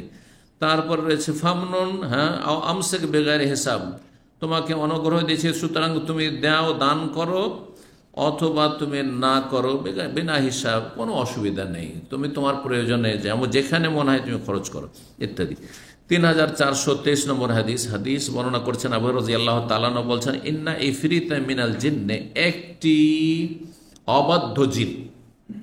কেউ কেউ ইফরিতের অনুবাদ করেছে, কোন কোন অনুবাদকরা দেউ জিন, বুঝলেন তো? দেউ শব্দটা কিন্তু আমাদের দেশের লোকেরা বুঝে, কিন্তু এটা হিন্দুয়ানি ভাষা, হিন্দুদের একটা ধারণা যে দেউ কেমন করে হয়, এইসব কথা রয়েছে, উদ্ভট কথাবার্তা না, কিন্তু ধরেন যে অবাধ্য জিন, অবাধ্য জিন, একটি অবাধ্য জিন তাফাল্লাতা আলাইহাল বারেহা, আমার সামনে লাফ দিয়ে আসলো, কি জন্য? লিয়াক্তা আলাইহিস সালাম, আমার সালাত নষ্ট করার জন্য, নবী সাল্লাল্লাহু আলাইহি ওয়াসাল্লামকে ডিস্টার্ব করার জন্য, নামাজে খুশু নষ্ট করার জন্য।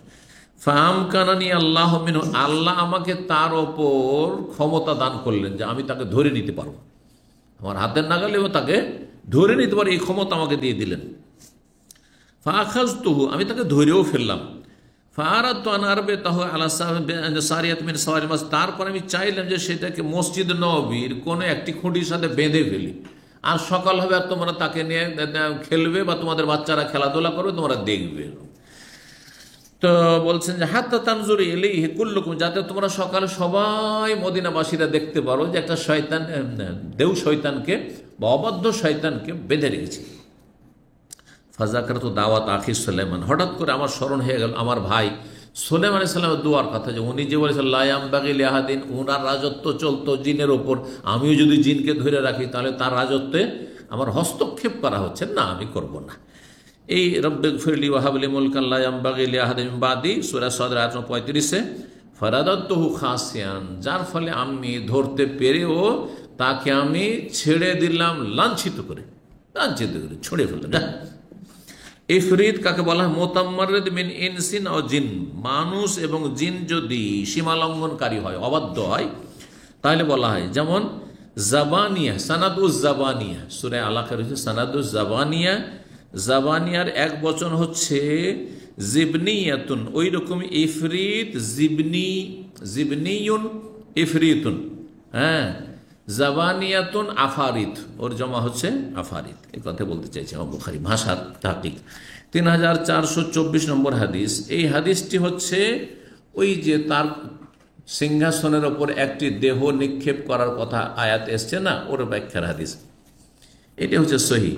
সেটা হচ্ছে আবু রাদিয়াল্লাহু তাআলা আনহু বলছেন যে নবী সাল্লাল্লাহু আলাইহি সাল্লাম বলেন, কালা সুলাইমান ইবনে দাউদ, দাউদ আলাইহিস সালামের ছেলে সুলাইমান আলাইহিস সালাম নবী একবার বললেন, লা তুফান্নাল লাইলাতা আলা সাবিনা ইমরা, আজকের রাতে আমার 70টি স্ত্রীর কাছে আমি কি করব? প্রদক্ষিণ করব, মানে সহবাস করব, 70টি স্ত্রীর সাথে সহবাস করব। তাহলে অন্য রিওয়ায়াতে 90টি রয়েছে, এটা বেশি সহিহ, 90টি। তো কোনো কোনো হয়তো মনে হয় 99 রয়েছে, কিন্তু এখানে 30-এর কথা বলেছেন, 90 আর 70। যাই হোক, 90 হাদিসটি বেশি সহিহ। বলছেন তাহমেল কুল্লু উমরাতিন, আর প্রত্যেকটি আমার স্ত্রী এক একজন অশরোহী গর্ভধারণ করবে, এক একটা বাচ্চা গর্ভধারণ করবে আমার সহবাসের মাধ্যমে। আর সবগুলি কি হবে? অশরোহী হবে, মানে ঘোড়সওয়ার মুজাহিদ হবে, ঘোড়ার পিঠে ইউজাহিদ ফি আল্লাহ রাস্তায় সবাই জিহাদ করবে। কিন্তু ইনশাআল্লাহ বলতে ভুলে গেলেন তিনি। ফাকাল্লাহু সাহেব, তার সঙ্গী ছিলেন তিনি বললেন ইনশাআল্লাহ। উনি বললেন ফালাম ইয়াকুল, কিন্তু তিনি হয়তো একটু অমনোযোগী থেকে গেলেন, খেয়াল করলেন না বিষয়টি। অনেক সময় এরকম হয়, এটা করব আমি, আর তারপরে ইনশাআল্লাহ বলতে হয়তো ভ্রুক্ষেপ করলেন না, অথবা বেখেয়াল ভুলে গেলেন। ওয়ালাম তাহমিল শাইআন ইল্লা ওয়াহিদা সাকিতান, যার ফলে হইল কি, এই 99 জন স্ত্রীর মাঝে একজনও গর্ভধারণ করলো না, কারো পেটে বাচ্চা আসলো না। একজনের পেটে শুধু বাচ্চা আসলো, সেটাও সাকিতান আহাদা শিখে, তার একটা শরীরের একটা অংশ অসম্পূর্ণ। এই অসম্পূর্ণ বাচ্চা তো কোনো কাজের না, পঙ্গু। ফকাল নবী সাল্লাল্লাহু আলাইহি ওয়াসাল্লাম বললেন কালাহা, তিনি যদি বলতেন ইনশাআল্লাহ জাহাদু ফিস, তাহলে প্রত্যেকটা বিবি তার স্ত্রী গর্ভধারণ করত, আর সবাই আল্লাহ রাস্তার অশরীহী মুজাহিদ তৈরি করত, আর তারপরে তারা সবাই আল্লাহ রাস্তায় জিহাদ করত।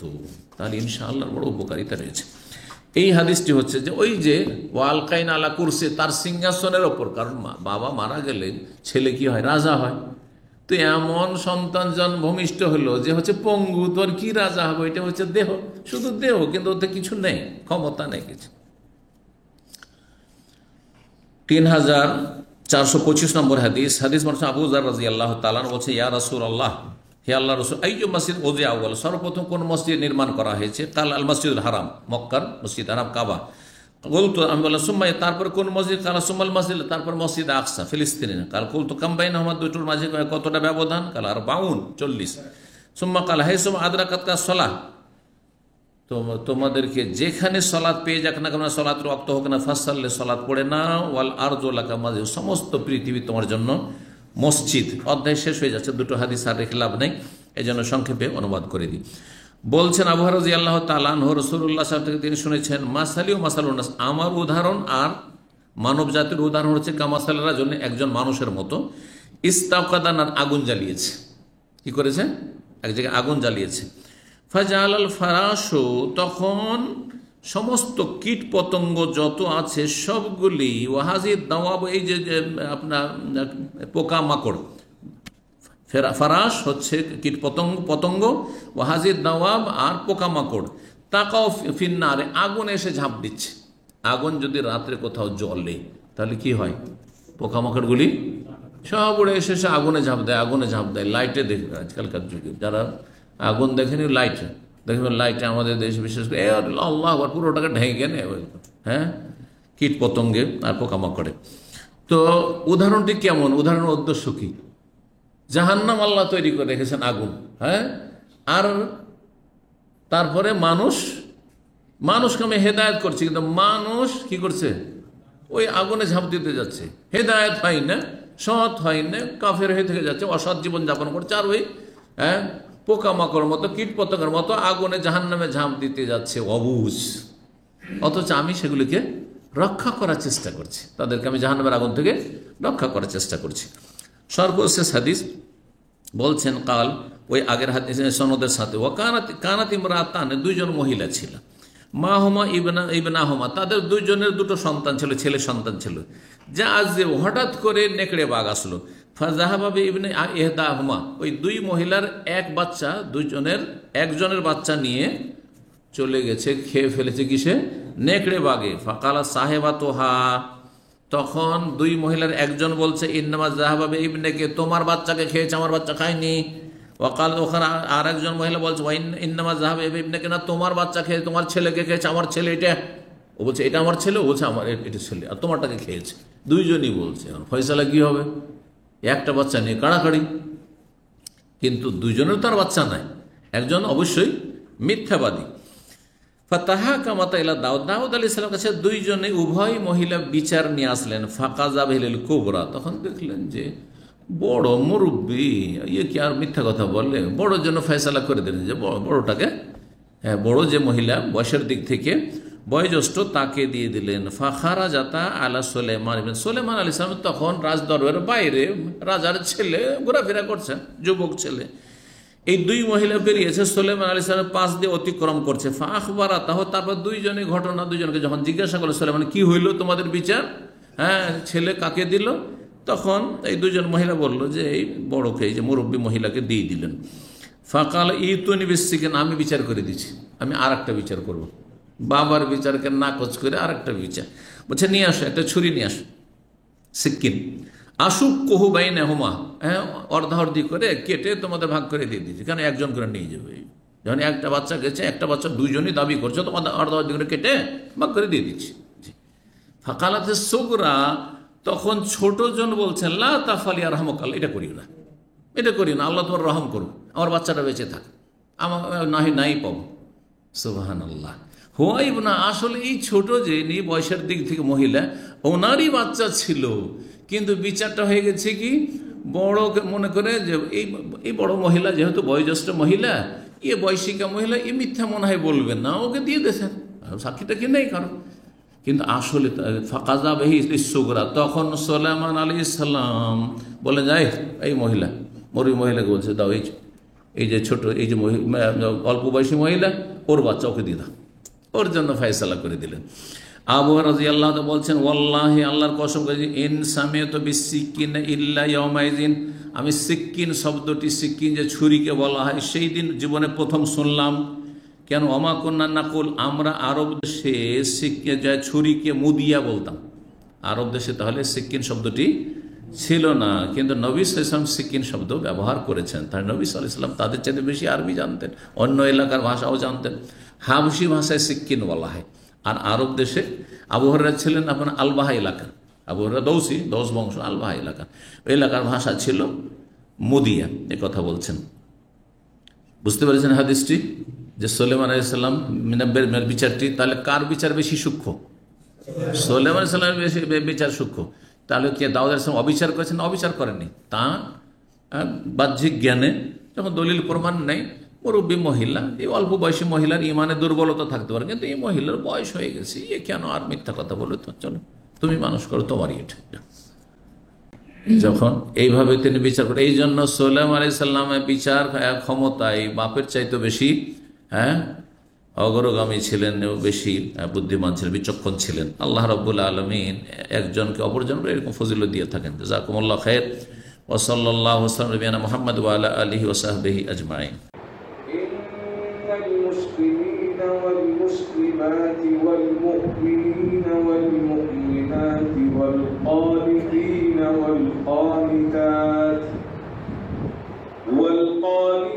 والقانتات والصادقين والصادقات والصابرين والصابرات والخاشعين والخاشعات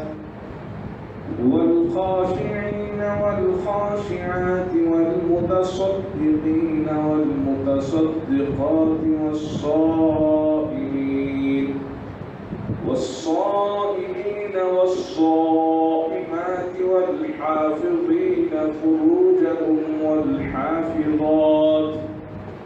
والحافظات والذاكرين الله كثيرا